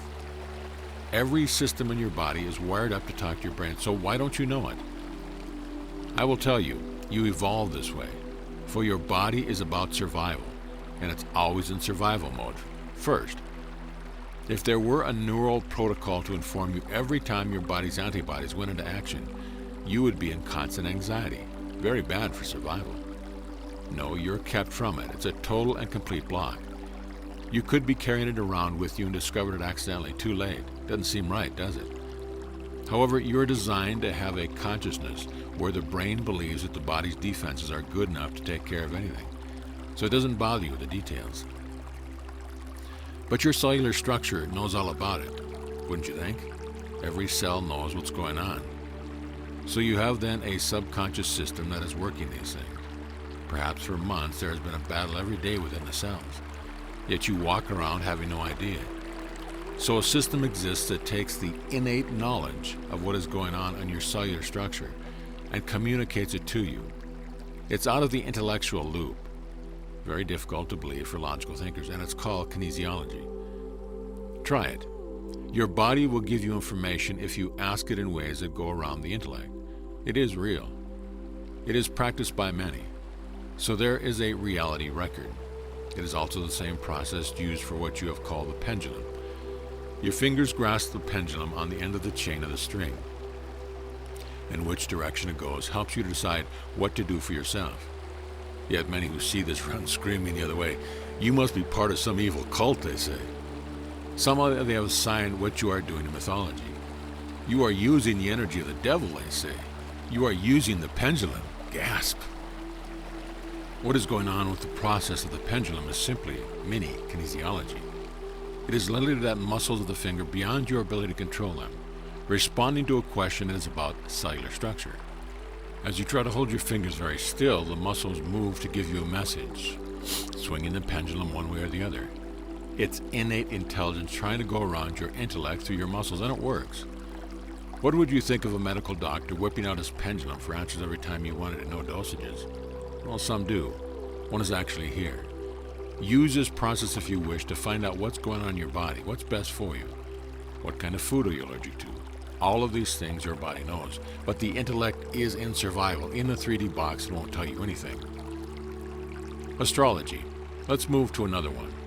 Astrology. Unfortunately, I cannot talk to you about astrology tonight because it's not esoteric. It is extremely scientific. It's the oldest science on the planet, so I'll postpone the astrology until later. I will give you the physics of it, how it works, and why it works. Perhaps I'll take the magic right out of it, and some of you might not like that, for many love the mysticism of it all.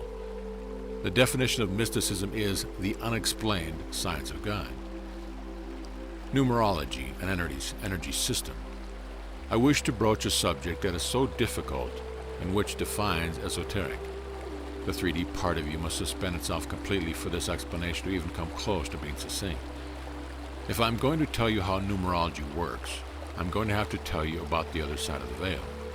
I'm going to have to tell you about an interdimensional state of quantumness that represents the way things work for you, but that you are unaware of. In this string of reality that you're on, which is linear, a time frame that is so limiting you cannot stop the clock. It keeps going no matter what. You cannot reverse it. It only goes in one direction, and you're always moving. You can't stop. You can't go forward at another speed or backward at all. What a limitation. Imagine now going to a place where there is no time at all, where reality can move in all directions at once. There is a tremendous amount of confusion for you because everything looks random. Instead of an orderly, singular 3D reality, it looks like chaos. What you are seeing is every potential possible for you and your neighbor and everyone on the planet, all together in one place. There is no timeline put upon any of them. Therefore, not only are the potentials there of what you might do after you leave this meeting, but the potentials of what you used to do and what you call the past.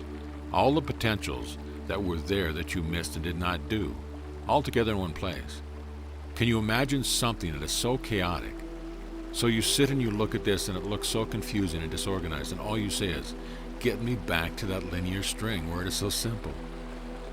This is a quantum state, and to you, as you cross the bridge from 3D even marginally into that quantum state, it looks chaotic, incredibly chaotic, because there are no visible rules.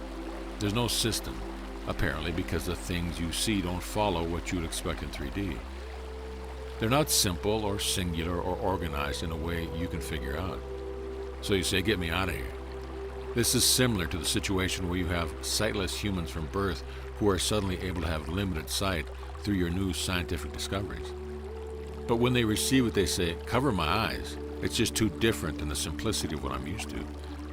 So it is with a 3D individual. When they go across the veil, it looks like chaos. It isn't, but it isn't what they are used to. Even your best scientists had difficulty in the early days of quantum physics. They saw the apparent disorganization and randomness and objected. They shouted phrases like, my God cannot be chaotic God. I will not be part of a system that is chaotic. It's not the way the universe works. There must be a system. There must be a plan. There have to be laws, no chaos. And they're right. For now we say to you that what appears to be 3D confusion is quantum organization. There actually is a system, and it has to do with vibration and energy. In this system, anything that vibrates at any frequency in an interdimensional way sets up potentials that are marked for their vibratory rate. This is very difficult to explain. They then become marked potentials. These represent potentials that are most likely to manifest into 3D reality because there is a unique vibration around them as opposed to ones that do not vibrate. In addition, there are strings of vibration that are beautiful, that are always between all of the potentials. There are strings between what appears to be the chaos between one person and another, how they met, what they do. You call this coincidence, but a light worker calls it synchronicity. Whatever you call it, it represents a system with rules, but ones that don't conform to 3D. Many say there are no accidents. This statement infuriates logical thinkers who then say, that is the silliest thing I ever heard. There are no accidents? Of course there are accidents. No, there are no accidents. They are manifestations of potentials into realities based upon the vibration of the quantum attributes, and it links to what you call co-creation. It isn't necessary what you call planning, but there is organization involved. It's a beautiful system. Look, what brought you here? Are you having an epiphany? Is there something going on here, an energy here? Well, there is. I know who's here. And you think that's an accident. What brought you to a chair in front of me? What brought your eyes to this page or your ears to this hearing? That's what I'm talking about. That's not an accident. There's a system going on and you are part of it. Every time you see a 11:11 on a clock, do you say, oh, what a coincidence? Or perhaps you know that the energy of the number 11 is within numerology. It is enlightenment and illumination. Two number ones together, each one meaning new beginning. Together, a master number happens that represents enlightenment and illumination. And why is it shown to you so often? It's a sign of the age. It is the number of the age. Numerology is a vibration. And when you look at its significance and you see what the numbers may mean in your life, pay attention. The system creates this, and numerology fits in perfectly to a system of vibration. Cross another bridge with me and pay attention to that tarot spread, which some of you said is a work of the devil. You lay cards out and somehow they're going to tell you what to do. Isn't that fortune telling? No, that's not what it is. Tarot has nothing to do with telling you the future. Listen, if you're only hearing this for the first time, let me tell you what this is. The tarot spread is a beautiful, intuitive way of straightening out the chaos for a moment. Just for a moment, so you may see some of the things in your life through this system that helps you understand your energy better.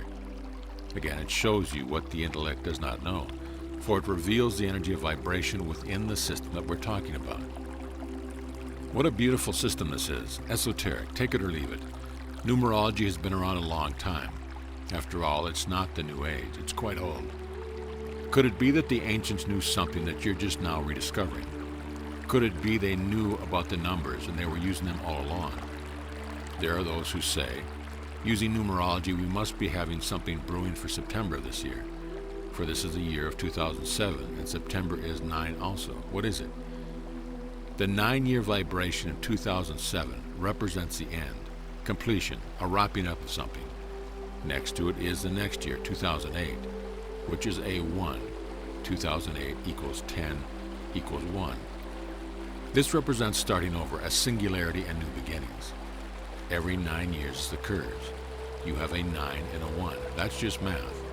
But who has put together the 9-year cycle? Draw the numbers together and see what has happened within them, or the potential around them. Let me just give you a hint. The last time it happened, the 9-year cycle, you were within 1 year of the prediction of the Armageddon that you did not experience. Did you notice this? There's always a potential for shift to complete one thing and start another. And here you are in the 9-year again. You might say, but on 9/7, that's got to be something that's going to happen, right? There are several dates within that month that will also be a 9 vibration. For instance, the 18th or perhaps the 27th. So KRYON, what's going to happen on one of these days? I will tell you what's going to happen. Yet that day, some of you may be tuned into the esoteric, and some of you may be simply walking along and not caring. But I will tell you what's going to happen. That is a day all over this earth, whichever day it is, it will be celebrated. It is a day of tremendous celebration of shift. Don't fear these things. Numerology tells you what the intellect does not tell you. So in this case, it gives you hints about your own earth, about your tract and what you're doing. Why don't you take that day and get together with a group? Why don't you take that day and celebrate the fact that you are heading toward 2012? Just like the Mayans said, it is a time of enlightenment, a vibrational pattern that they saw repeated over thousands of years where the vibration of the planet went up and down. That's what they were doing in their observations as they looked at the sun and they looked at the moon. They were computing the esoterics. The vibrational shifts of the earth is what they were plotting, and they did.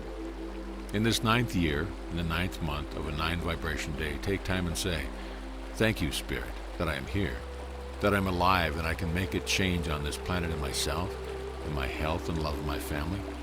Thank you that I can be a lighthouse for this time. This was not the original plan when they were growing up, you know. Something changed it. Just go take a look at the prophecies of Nostradamus. They are no longer valid anymore, not really. You changed and shifted, turned a corner. That's numerology on an energy system. Past lives. Oh, the big one, many say. How could anyone be so foolish to believe in past lives?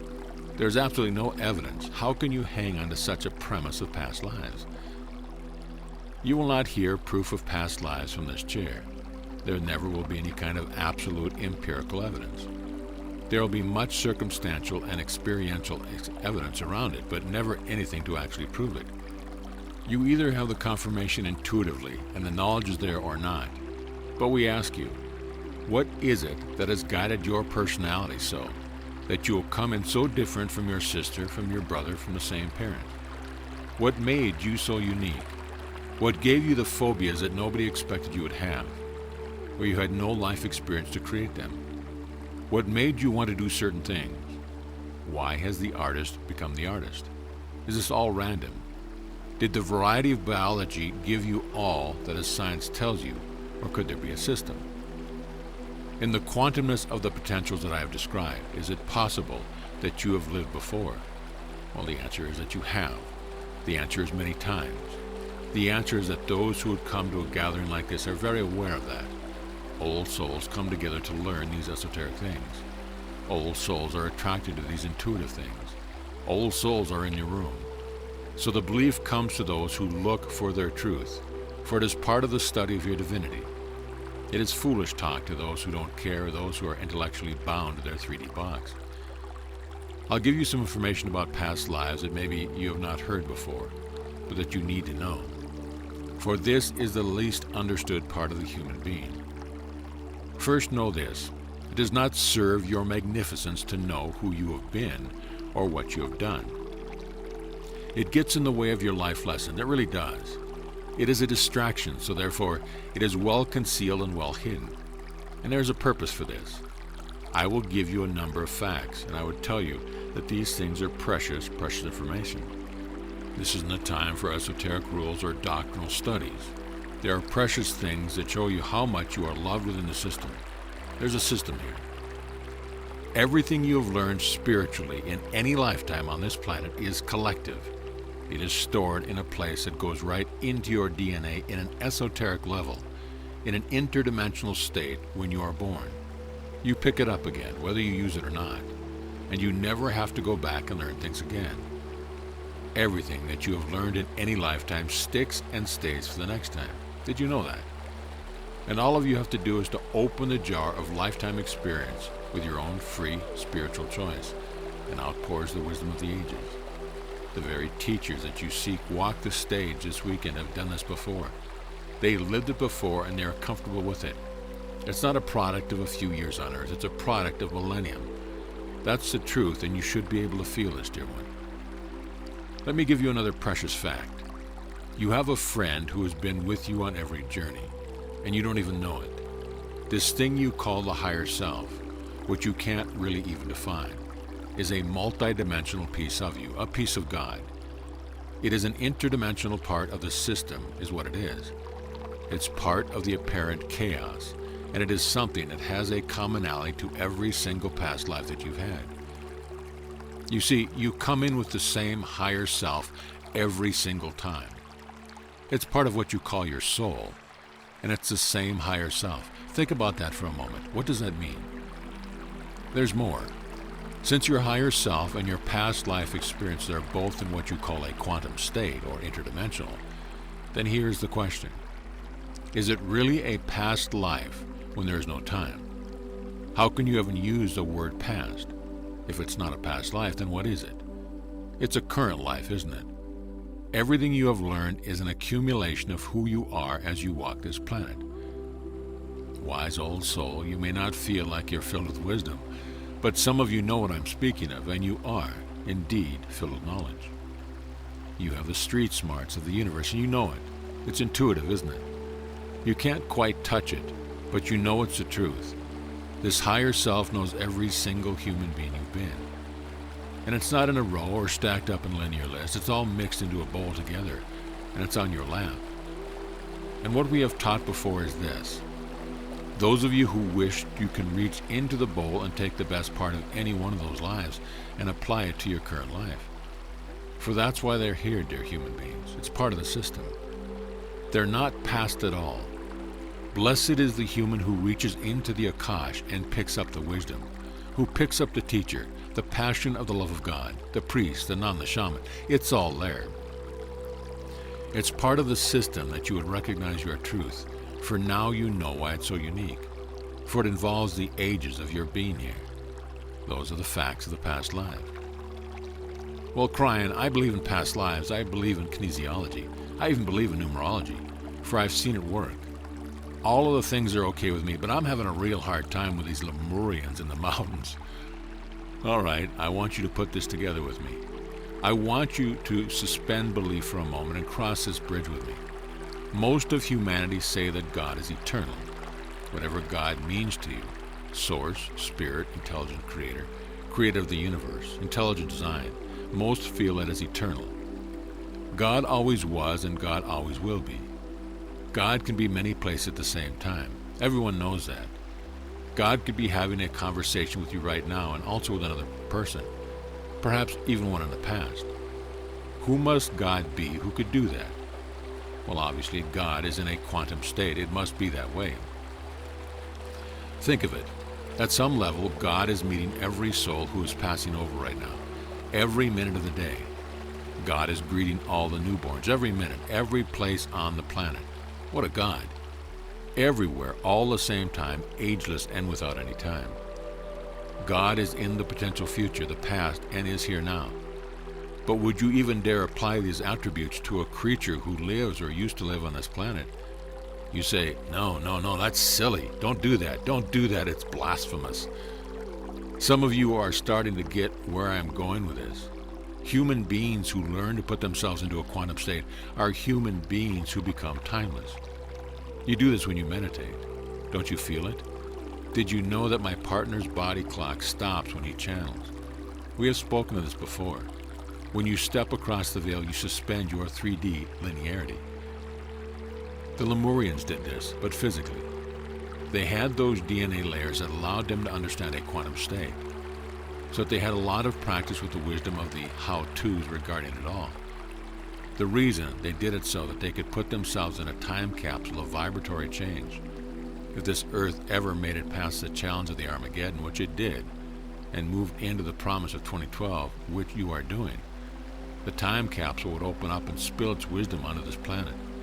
They were able to do this because they have God in their DNA, just like you do. Not too spooky now, is it? Think about this. Who were they? They're just like you. They are partners in this new age. They are in love with humanity. So much so that they saw some things coming that would curtail their race. The retreat of the Ice Age that they were in 50,000 years ago allowed the water to cover their lands. And they put themselves in this interdimensional state. You say, well, they waited a long time. No, they didn't. Ask them. To them, it's just like they had lunch yesterday in Lemuria. It's a timeless state where they are, and the seconds tick off the clock.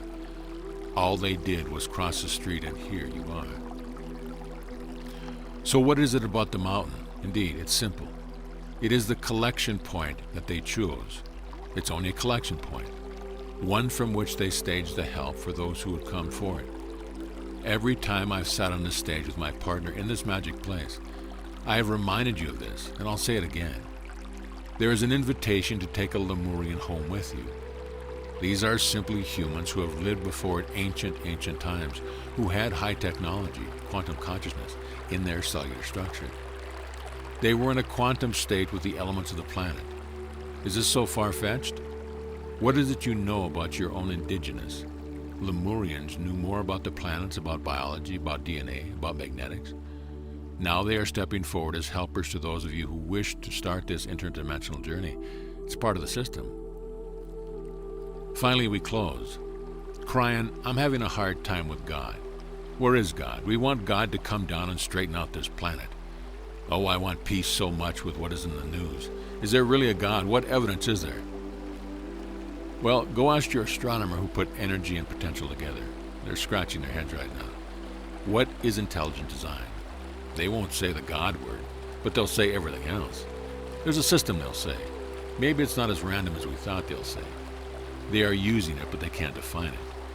But you know it's intelligent, and that against all odds it created us. You know what the human does as soon as he is old enough. He searches for the Creator. Did you know that? It's almost like an indictment that something's going on in your DNA that asks you to find God. When more than 85% of the planet has a religion that believes in the fact that the soul is eternal, you have to look at why this would be. Some of them want to put God into a building. They're happy just to know that He's there so they can visit and worship. And the rest of you? You want to find it inside because you have eons of experience yelling to you and it's there to find. You want to know if God is real. Do you have the courage alone to sit down and say, Dear God, I want to know if you are here or not? In pure intent, I ask to show me. Do you have the courage to do that? That's the night when you don't get any sleep, because that's when the angels that have been standing next to you your whole lifetime start to have a party. You are giving permission for healing to proceed, to become partly interdimensional, to visit a quantum state, to live longer and be more peaceful, and to create peace in your land. You will begin to move in ways that you cannot even believe are possible through a quantum intelligence that literally carries your thoughts and your prayers to where they should go. You become a partner with God, and it is you who carries the light that you are pleaded with God to carry to those who need it so much. You see, it's part of the system that so many have said is chaotic, but is not.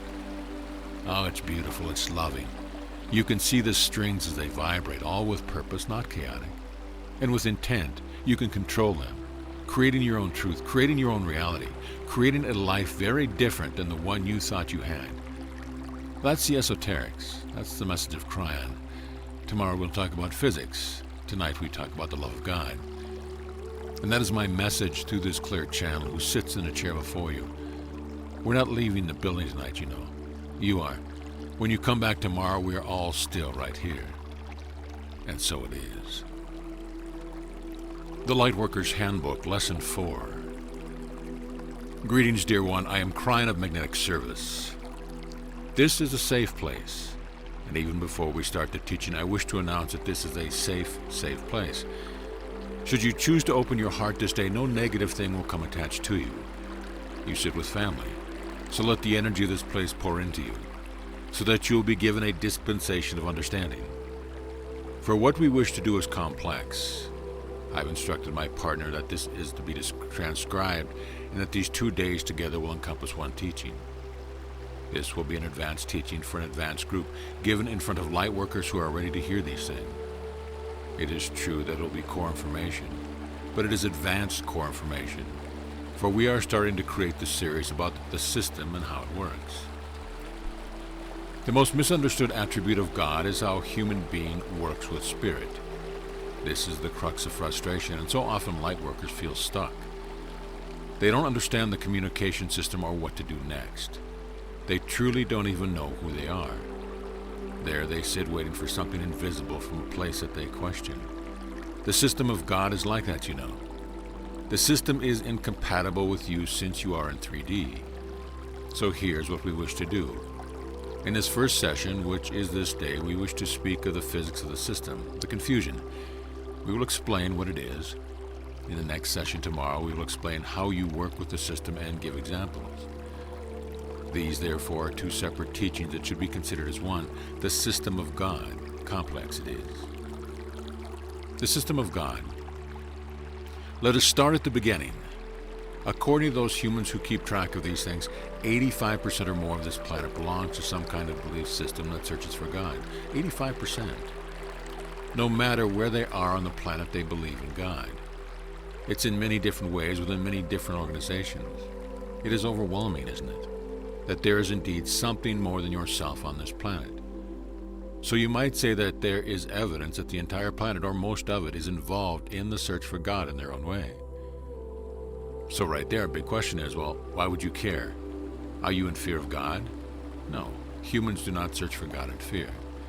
The human being wants to find what it's about. It's intuitive human behavior. As soon as a human is able to do so, they go on a search. Blessed is the human being who searches for God in their own way. Even if they find themselves in a building singing songs of worship with doctrines that are man-made. Indeed, their art and their compassion is the search for God. Let there be no judgment of your brothers and sisters for this, for they have the love of God just like you. Then there is the rest of you, the ones who would find yourself in a place like this, an esoteric place, looking into yourself saying, there has to be more than a doctrine. The thing that makes this difficult is that you are going on a journey outside of your dimensionality, outside of your reality, and your understanding in the comfort zone that is in your 3D. So the first questions you will ask are these. Who am I? Who am I in the scheme of the universe? What is it I'm supposed to do, and then how am I supposed to do it? Where do I start? These are valid questions, but each one of them is difficult. For the answers to them all is not the answer that you can discern with logic, but you want to. For you are 3-dimensional creatures and expect your reality to be God's reality. However, the truth is that you are about to go on an interdimensional search for a piece of yourself. Therefore, none of these questions are actually answerable to your satisfaction, and there lies the frustration of so many of you, looking for God in a 3D setting. There are several ways I can set the stage here. So within the message, we are going to feature a little creature. It's going to be an ant, and this ant has been given a task. All of the other ants want this ant to go and find the face of God, and intuitively they know that the face of God is in a place. So the ant goes and begins its journey. It finds itself on a giant painting, one that is as large as a wall. Indeed, the painting is the face of God, and it's beautiful. The colors are vibrant, the face is joyful. It's so real you could almost climb into it. But the ant has no idea of any of it.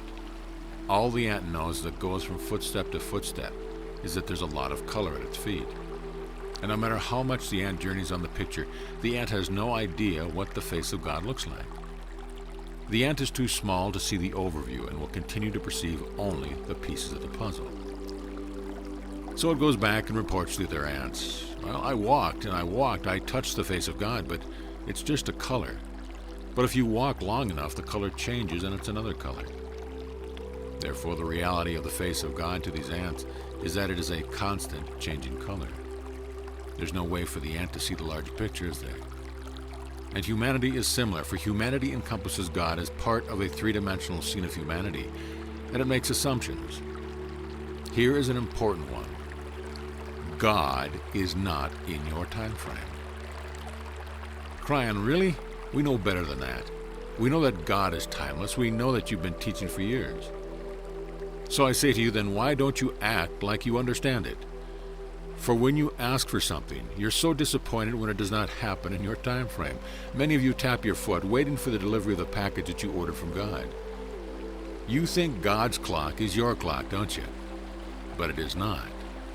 So if it is not, what are you going to do with this knowledge? How will you ever make sense of it? We'll talk of that tomorrow. You even think God looks like you. We have said this before. Humans have painted the picture of God as a human. Angels are the most sacred beings imaginable who come and go in their miraculous interdimensional form. Yet you paint them in 2D. You give them skin and wings, give them a name and say, hey, this is an angel and looks like God. No, it doesn't. It looks like you. Then there are light workers who say, well, we know better than that. We know that God doesn't look like human beings do. Oh, really? Then show me the painting of what you think God looks like. There are very few because you cannot paint an interdimensional being. You think God is linear.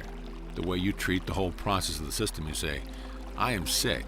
I go to a place where I'll be healed. I will get it, then I will leave. Oh, how linear of you. Do you not understand that you must swim in the energy with spirit? Do you not understand that instead of that linearness, you must reach out and touch the face of God? What about this? I have within myself the healing that I might need if I get sick. It will restore my sickness before I manifest it, so therefore I will never get sick. So you might say, what? That doesn't make any sense. Help us with this, KRYON. Well, indeed, I'll do my best. But you've got to throw away the idea that God is like you, living in 3D like you. Your reality is not God's reality. Where is God? Here you sit and ask, where is God? I have the answer, and it's no. There's no place for God. It's an impossible question. And you say, well, there must be an answer to where is God. We've heard that God resides in heaven. There are streets paved with gold and that there are mansions there. Or perhaps you think esoterically that God lives in what you call the great central sun. Well, none of these things would be correct, for the first one is simply a replication of a 3D city idea of yours. The second expression, the great central sun, is a metaphor for a place. It's a metaphor for the center of every single atom that exists. God is not in a place, since the concept of a place cannot exist in a quantum state. Here's another example of the absence of where. Physics on your planet will go out and they will try to contact the dead. For the human brain says, these humans are gone. This is because in linear time, the soul's energy has ceased to exist. Humans believe that the soul energy has gone somewhere to a place. Therefore, the psychic, using their three-dimensional perception, goes to that place and they bring in the soul's energy of the departed one. They get a message and bring it back, and everyone is excited and impressed. Let me tell you what has really happened. The departed didn't go anywhere. For the soul energy is now in an interdimensional space where there is no past or future. There's no time on the other side of the veil. How can you have a past when there is no time? We have discussed before that every soul energy on this planet leaves a residual on Earth. It gets more complicated, and I'll tell you about this in a moment. But think for a moment, your lifetime right now is being imprinted onto the crystalline grid of the planet forever. Forever, it has to be that way, for the vibration of the Earth is the culmination, the sum of all the entities upon it. When your physical body leaves, your departure does not diminish the crystalline grid, for the energy that you have today is imprinted and it stays there. When the psychic goes out to contact the one who's departed, they're simply talking to the residual in the grid. They're not talking to the departed soul somewhere else. Instead, they're talking to the soul energy that remained here. But because the psychic is based in 3D, the psychic says, yes, but I went somewhere else. The concept of the future or the past does not exist on the other side of the veil. Even the expression, other side of the veil, is incorrect. Do you know where you go when you meditate? You touched the sacred lattice that is always present. You journey into the center of atomic structure. You become in a quantum state with the universe and you touch the face of God. This is advanced information, for it tries the very fabric of your logic. Then there are those who say God is in charge, not understanding at all how the system works. These are the ones who say God is in charge of everything that goes on the planet, again, not understanding the system. Let me ask you something. Does it really look like God is in charge of anything? For most humans, the system of spirituality must have a hierarchy of power, and God must be at the top. However, the real system is this. God is in charge of nothing. Instead, it's the human beings who are making the difference, who find God in themselves, and who awaken with light, who let this God light show through them. Therefore, it is the human being who is in charge of this planet. The more of you open this door and understand the system, the more light on this planet there will be. There is dimensional confusion everywhere.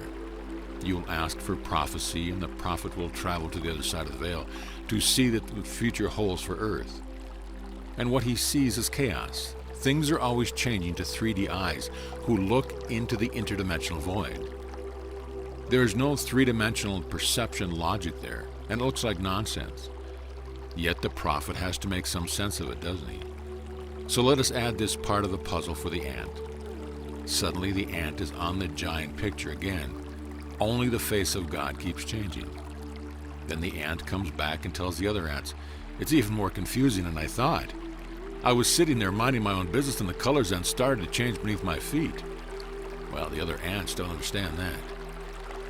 Now let's add another dimensionality to this face of God painting. Let us make it a three-dimensional painting, not a two-dimensional painting. Suddenly, the ant is now climbing hills of color that are always changing. The ant says this face of God is very confusing. For now there are mountains of changing color, but still no face of God. The problem is the same as I have discussed before. When you go to an interdimensional state, there is nothing you will observe that looks like what you want to see, or have been trained to see in your life's experience. Therefore, there is no logic or clear perception. So you make decisions in 3 dimensions based upon what your life experience is. But none of those decisions are accurate, for they only reflect your reality, not God's. In that interdimensional state is the future of the planet, represented by every possible potential that exists.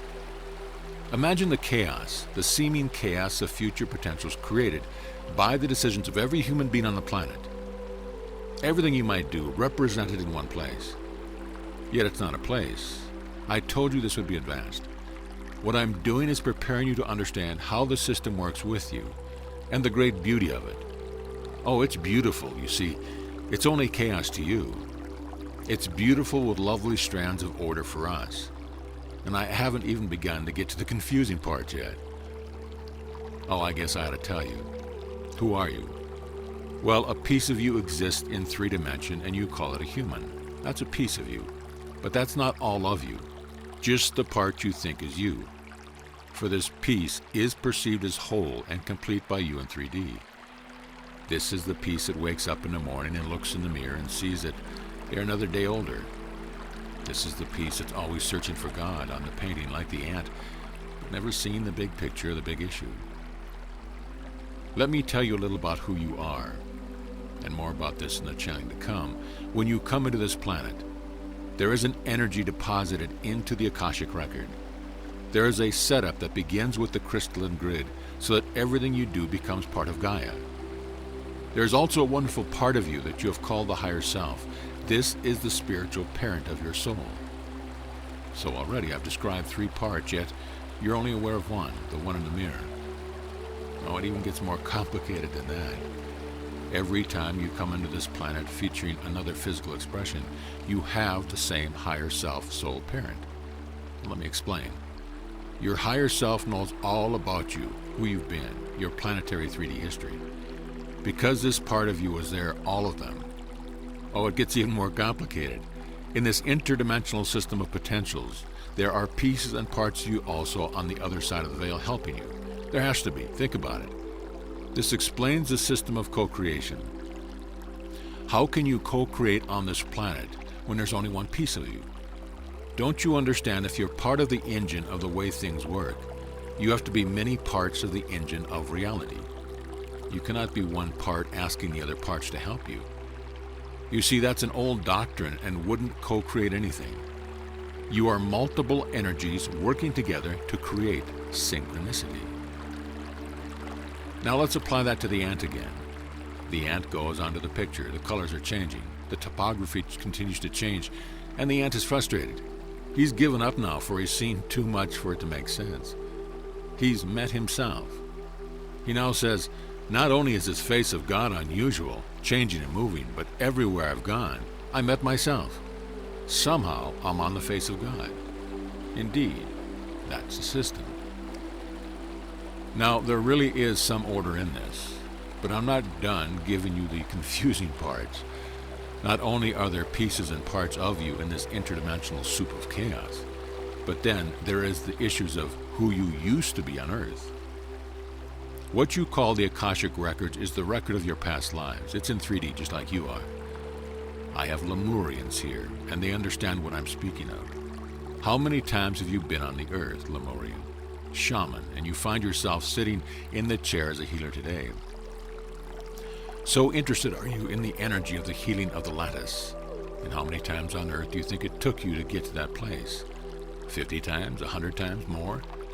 And if I could introduce you to who you used to be, how would you feel? And which one of the yours that you think was past do you wish to be? Well, I have more confusing news.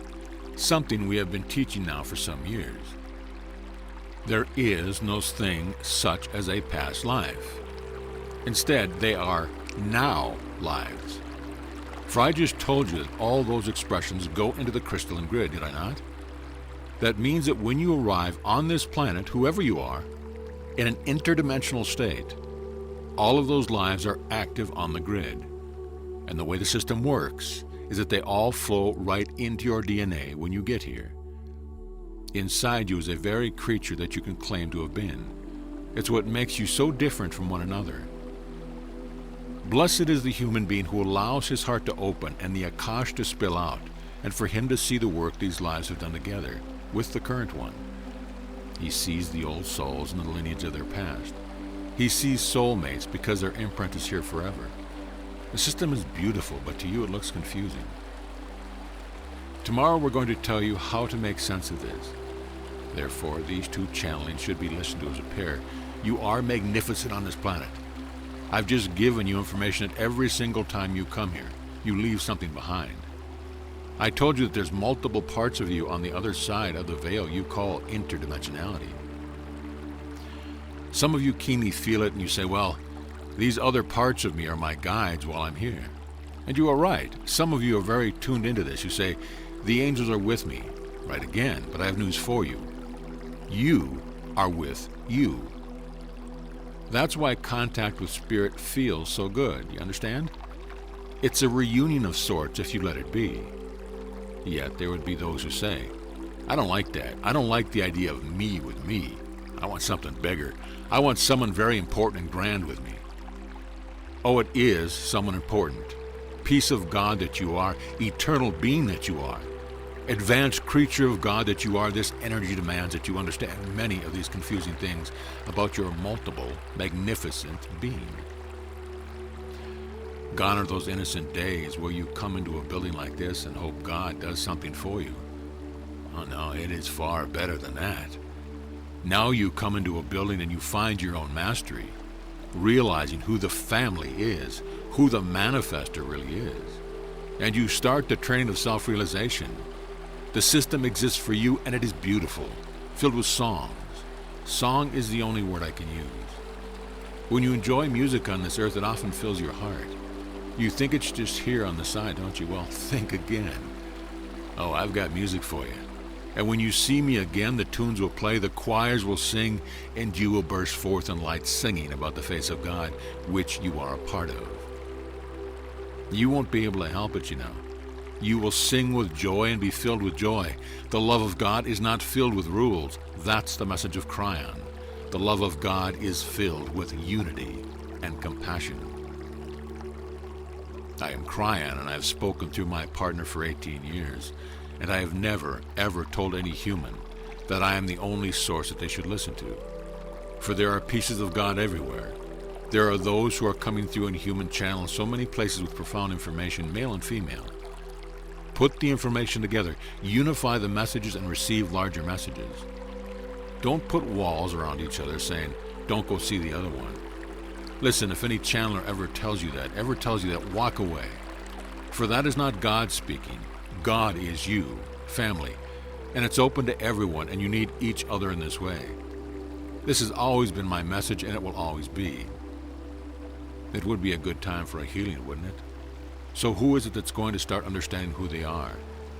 What if you would be the one to heal yourself tonight? Is that too grand? Would you allow it? Do you really have to ask God for it?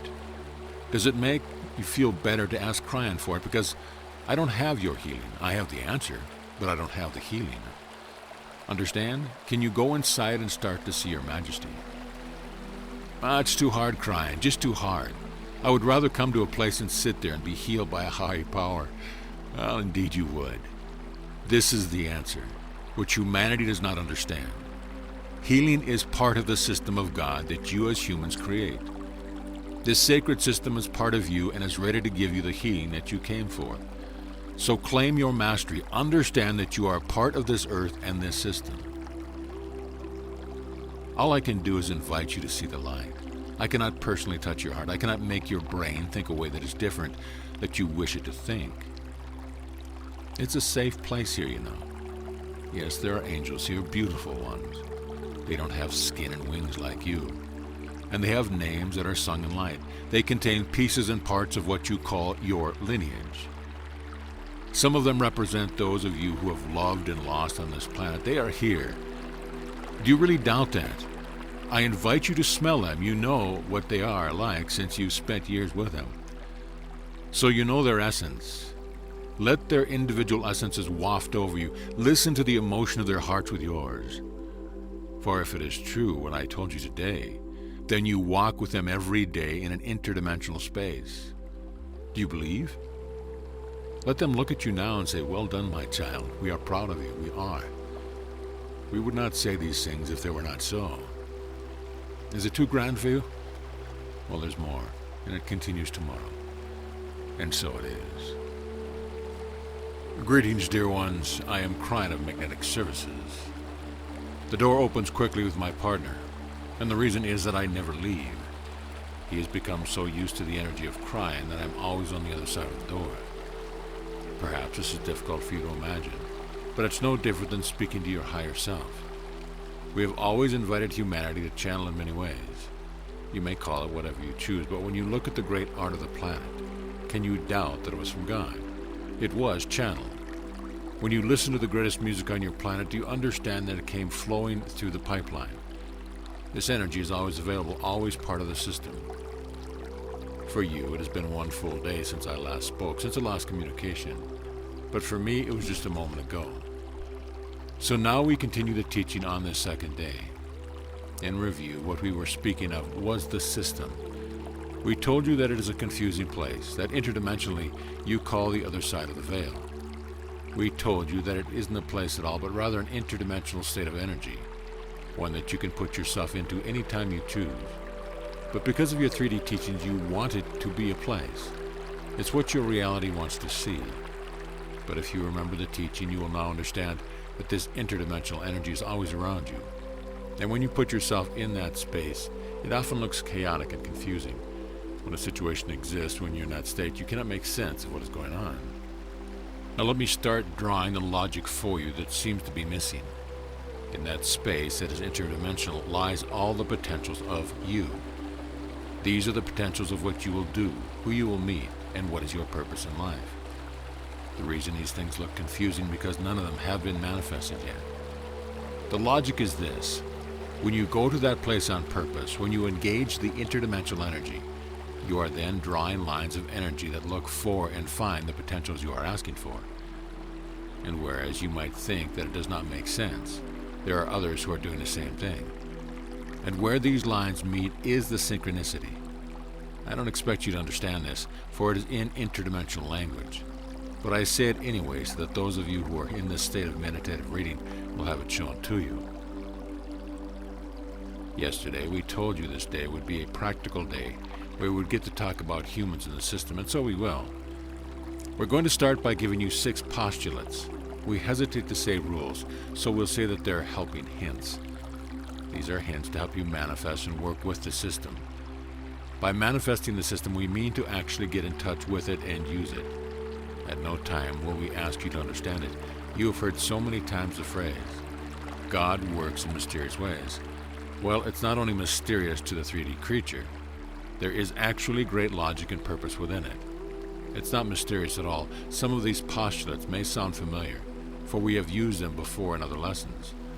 However, this is the first time we have put them together in this form. The first postulate is the most important one. Make no assumptions about anything. This means you have to throw away your 3-dimensional concept of how things work when it comes to you in spirit.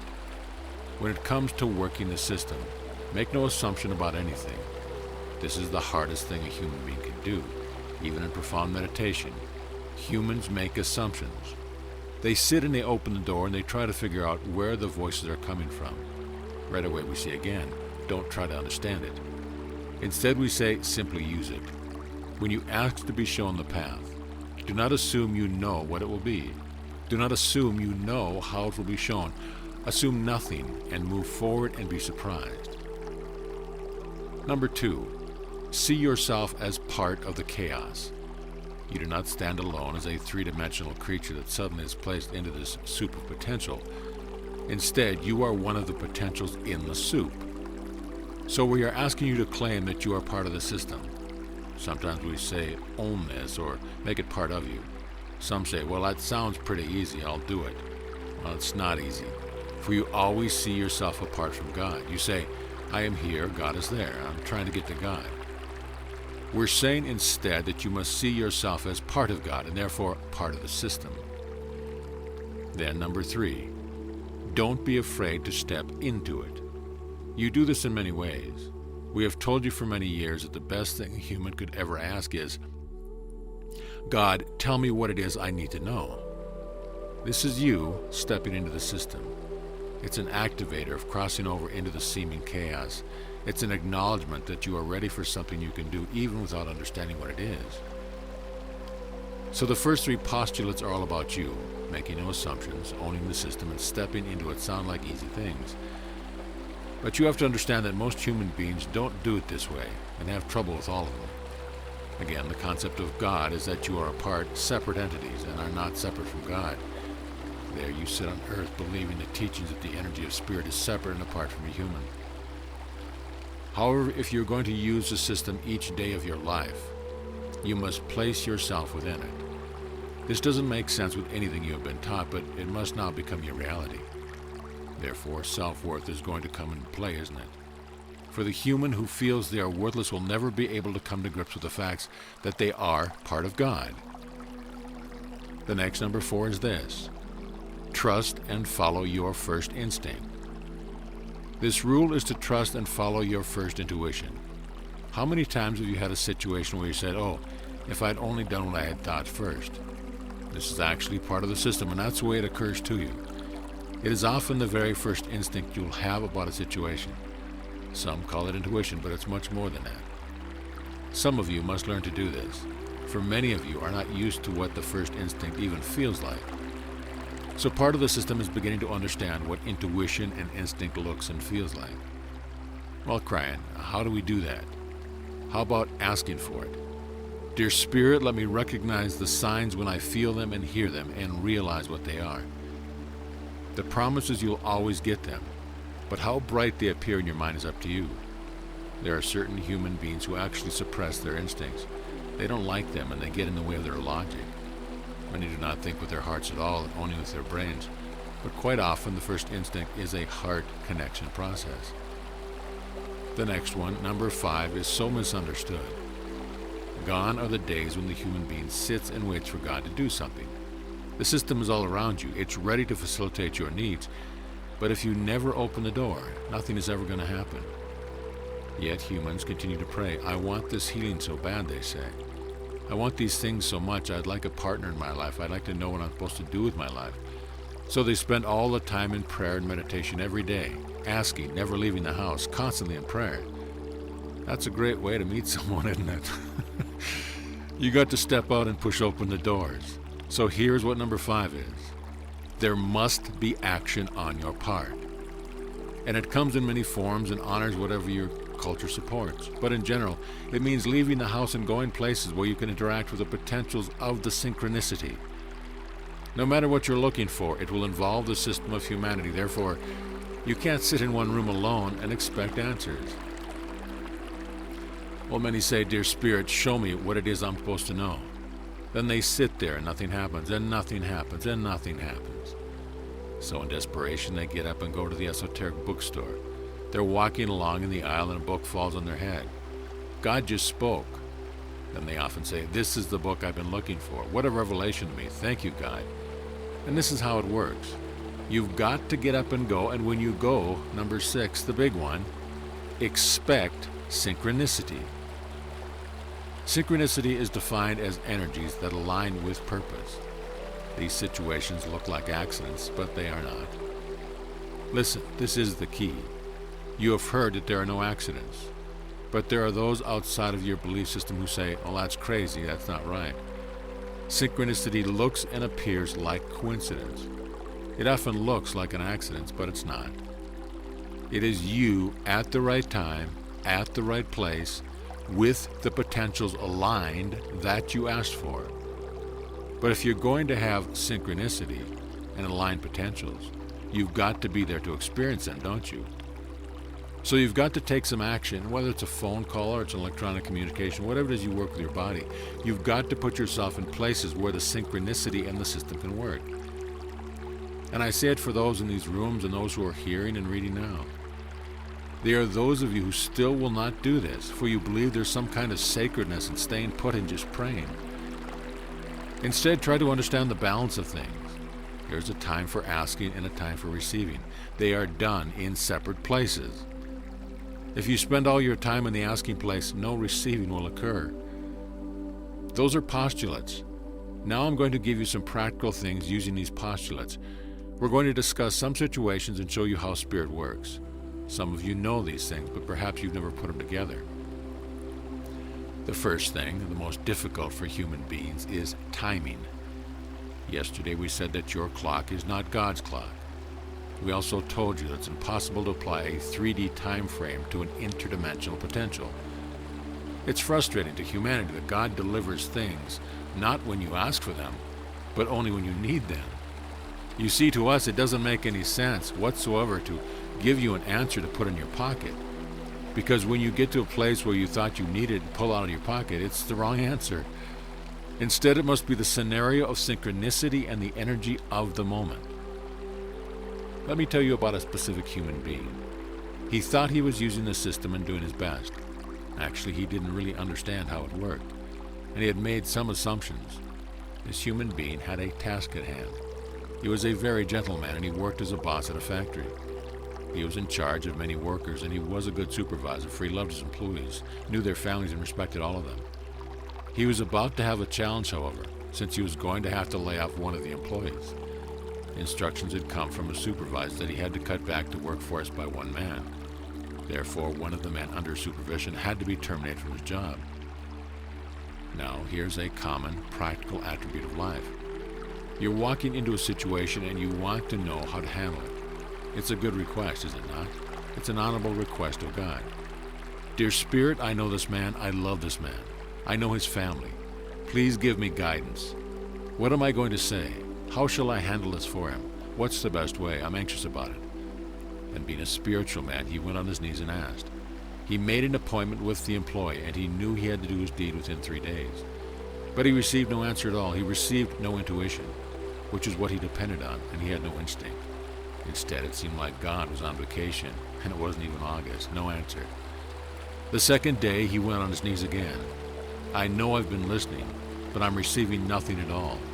And I've got to know because I have an appointment tomorrow. Dear Spirit, give me the information so I'll be able to do this in an honorable way. How is the best way to approach this? Nothing. No answer at all. Now, here is where the human being becomes frustrated. Well, I'm stuck. God is not listening. God doesn't care about me. I've got something important coming up, and I've been praying, and there's just no answer at all. That's where some humans give up. But they don't know about the system. If you ever get no answers at all, what do you think is going on? I'll tell you that in the system, the place you call chaos, there are many things happening. There is no 3D answer except one. Be still. Be still, my family, and trust in Spirit. The third day came. The employee came into his office and sat down. Still no answer. Supervisor was sweating. Here it was, within seconds of having to do his deed, and there was no answer, no guidance except to be still. Finally, he looked at the man in the chair. He was smiling, as he always did. The supervisor thought about the man's children, and his heart hurt. The job meant so much to the man, he stalled and offered him some coffee. Then they sat down, and the supervisor gathered his thought. But before he could speak, the employee spoke first. I'm so glad you called me into the office. I don't know how to tell you this, but I have found a better job. I'm so sorry. I know we're friends and you count on me, but I'm going to have to leave the factory. It will make a big difference to my family. The supervisor smiled, and then he knew. The answer was not in how he was supposed to prepare this man. It was how to prepare himself. That's how it works. That's called synchronicity. Yet you cannot begin to understand what appears to be chaos or chance.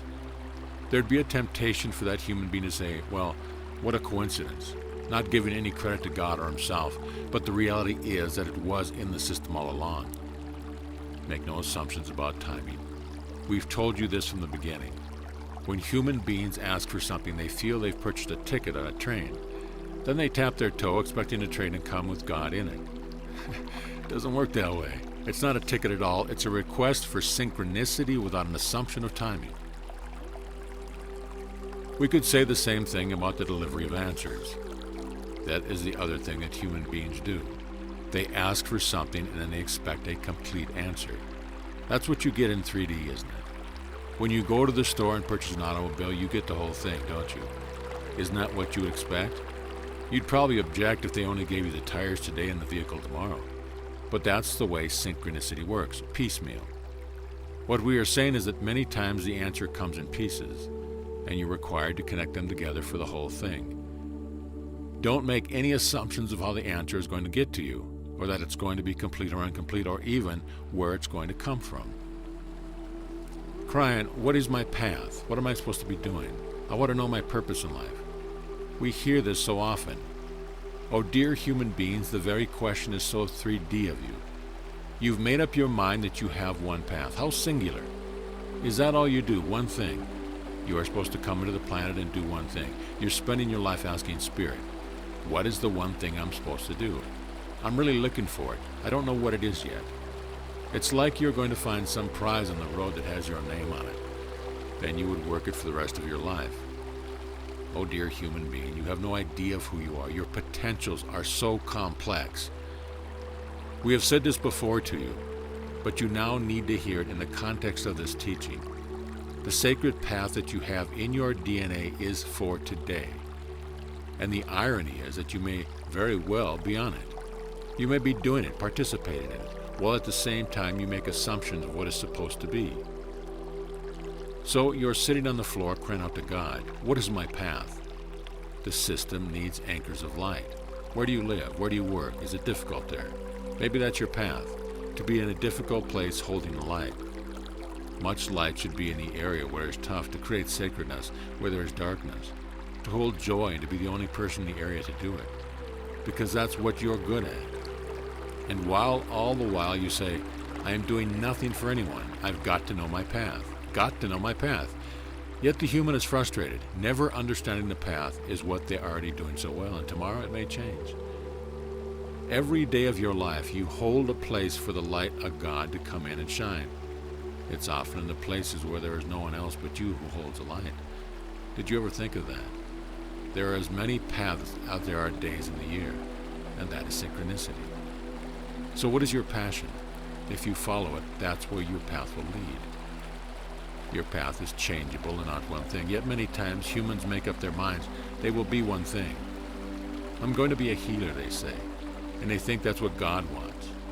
They've got it all figured out. They've made an assumption, however, a singular one, like they've had some kind of meeting with God and God agrees. Unknown to them, they did this agreement all by themselves. God wasn't even there. And then when they hit obstacles, they say, how can this be? I'm supposed to be a healer. They made the assumption that what they see is, therefore, their path. There's no synchronicity in that. They're not part of the system, you see. They're not following the system. Instead, they're plowing a trough of their own vision in 3 dimensions. Sometimes it's difficult to explain to 3D creatures who work every day in that reality, to feel the difference between what they have visualized for yourself and what the system has for you. So the next question would be, what is the voice of God? Dear Spirit, I've been waiting for answers. I need specifics. Then the humans will think they're going to hear something in their brains. Perhaps somehow it will be written on the wall. I will tell you again, the reason we tell you to follow your first instinct is that the vehicle for communication is intuition.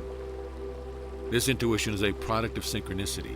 It is very real way of God, the system, communicating with humanity. Humans don't like it because it appears as though they thought of it, so it isn't from God. After all, they've waited for an answer from God, not themselves.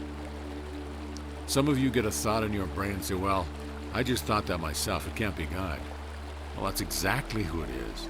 But that's you using the synchronicity because you gave intention to step into it. Don't you deserve to receive these messages in that way? Aren't you sacred? Intuition is the way. That's how it works. But again, the assumption is that God is big and that you are small.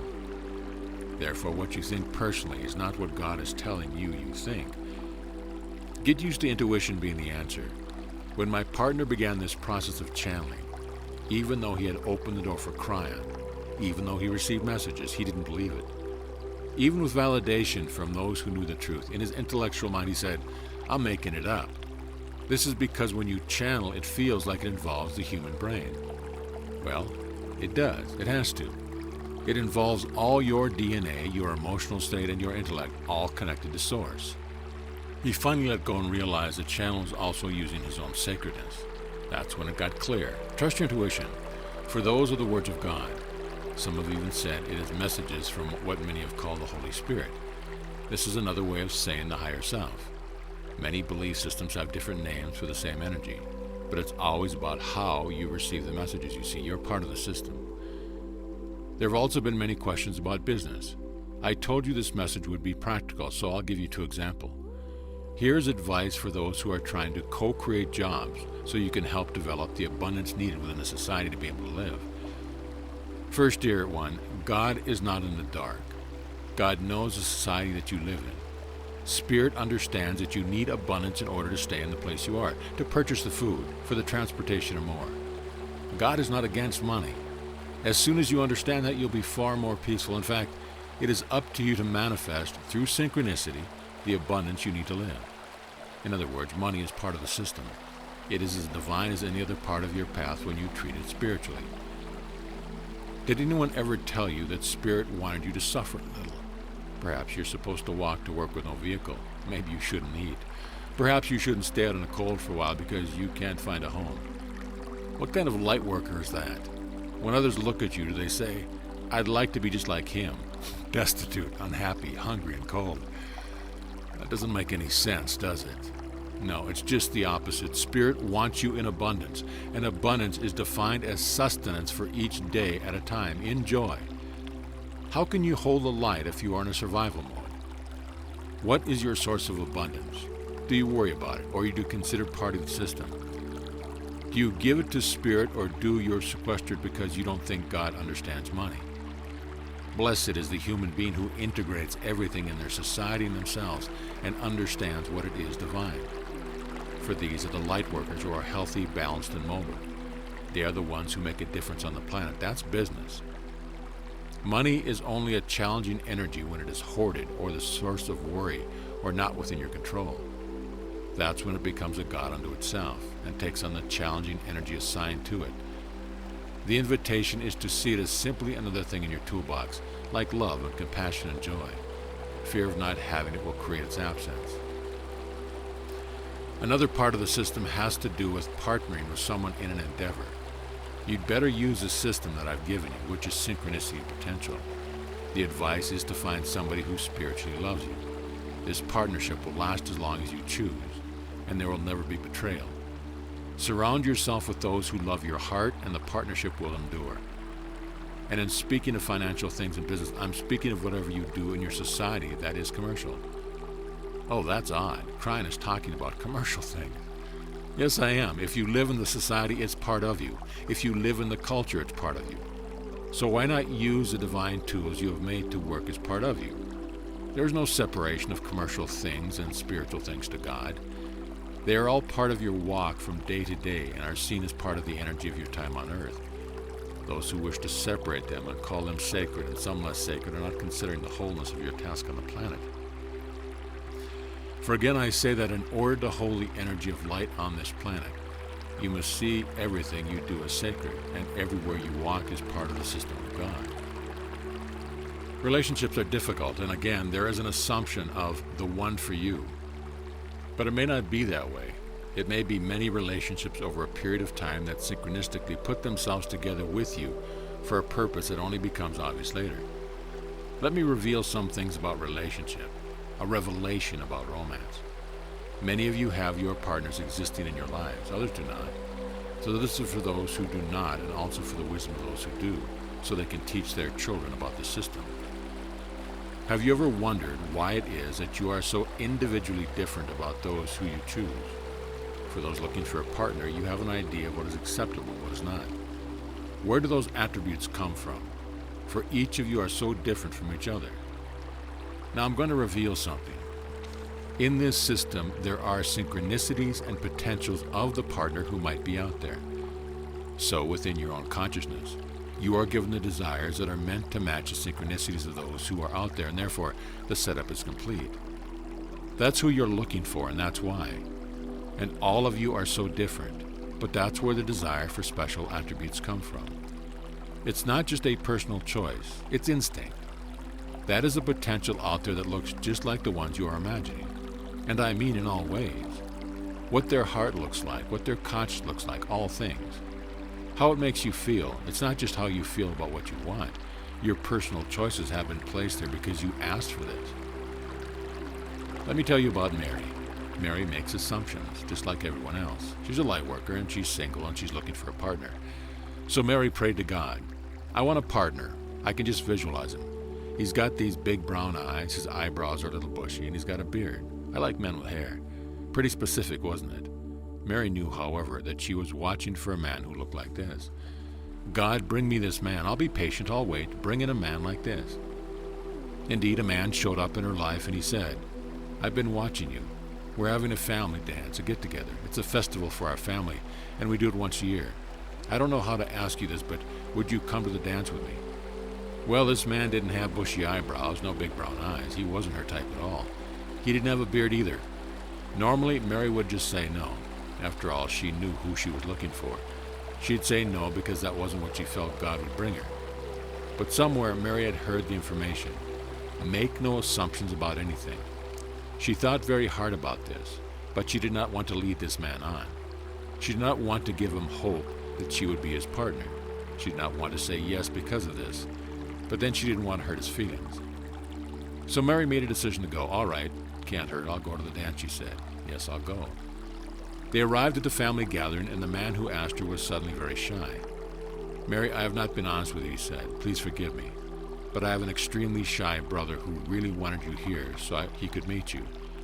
Mary looked around, and there was this man with dark blue eyes, bushy eyebrows, and a beard. Mary smiled and thought to herself, I got everything right but the eyes. I'll take him. And indeed it was him. Do you get the point?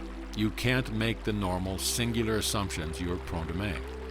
Also, you're not always 100% correct in what you see either, but you're close enough to know when it's right. In a 3D decision, Mary could have said no to the man. She could have thought to herself, I'm waiting for the right guy. But she honored synchronicity. Those who try to figure it all out in 3D don't know about the system, you see. They really don't understand the synchronicity, dear ones. Don't try to understand it, just use it. Watch for the invitations and take them, knowing that there is not some simple singular path that is going to be given. Many humans are needed to lead you to the potential of the final goal, but not unless you allow yourself the flexibility to go when you should go. Let your intuition serve you in these things. We're almost finished. Co-creation is one of the hardest things to explain. We can give you many stories, but the rules are the same, and the first one is to make no assumptions. There is a man who is trying to co-create a car for himself. He could not go to the car store, for he could not afford a new one. He couldn't even afford a used one at the place where they sell those. He needed a miracle. God, give me a car. I need it to go to work. I need to manifest a vehicle. Listen to this. For many of you have been exactly in the situation before. Practical information. Here's how the system worked. He had a friend who said, I don't know about a car, but I've got a guy who can give you a ride to work. And that's where most human beings would say, well, no, I don't need a ride, I need a car. I'll be wasting time if I just get a ride. I need to find a car. But this human being knew about the system and about synchronicity. So he took the opportunity, he took the ride to work. When he struck up a conversation with the man who was giving the ride, the man said, did you know this car is for sale? You know the rest of the story. Of course, he bought the driver's car. That is how spirit works. Outside the box of logic, within something that looks like chaos, is a beautiful answer. This is the way the strands of the lattice connect the potential of energy. And for a human being to use it, all they have to do is understand they are part of it and begin to manifest. But for most human beings, it looks illogical and even foolish. It doesn't seem right that they could be accidental answers that you can plan on. You see, there's a system and it's ready to manifest for you. Oh, there'll be challenges and there'll be learning. Isn't that the way everything is? But the answer to so many of your co-creative efforts are already floating there in the system if you allow it to work for you. We're about to close and leave this place. It's no accident that we sit in Spain, for the synchronicity is clear. Those of you who met this weekend are part of what my partner calls the team of KRYON, and they are here through synchronicity. It's not coincidence. It's also not an accident that you're in the chair listening to this. So how about that healing? Are we ready yet? Are you starting to understand yet? Perhaps you didn't just come to get a healing from KRYON. Perhaps there's something here you're supposed to meet who hasn't answered. You came for one reason, but you leave realizing another. Did you go out of your way to meet someone you didn't know today? It's not too late. But you have the concept now that perhaps in this group many have come synchronistically to meet each other. Perhaps they have the answer to help you on your current path. Did you take advantage of it or not? This is human free choice. But I'll tell you, the system is grand, and it's working right here. Blessed is the one who's come, for the healing for it is given. And you will know it, dear one, for it is awakening into your old soul, a realization that says, indeed, I am divine. And you've realized it's surrounded by family who love you, and that's the message of KRYON. Leave this place changed, differently than you came in. Understand that this place is not where KRYON is. It's not where spirit is. It's not where your lineage is. Your spiritual lineage is where you are on the planet, available at any time, anywhere. KRYON is like that, and spirit is like that. It's the family who you have called on today. That is why it works, dear human beings. And so it is the team leaves this place. Did you feel the love of one human for another? Did you feel it cutting through cultural understanding and language? Because that is the purpose of the meeting. To bring you to a place where you realize that what you all have in common is that you are all part of the family of God. And it's hard to leave. These are times when you allow KRYON into your 3D reality for just a moment. And it's beautiful for us. And so it is. And so ends the Lightworker Handbook.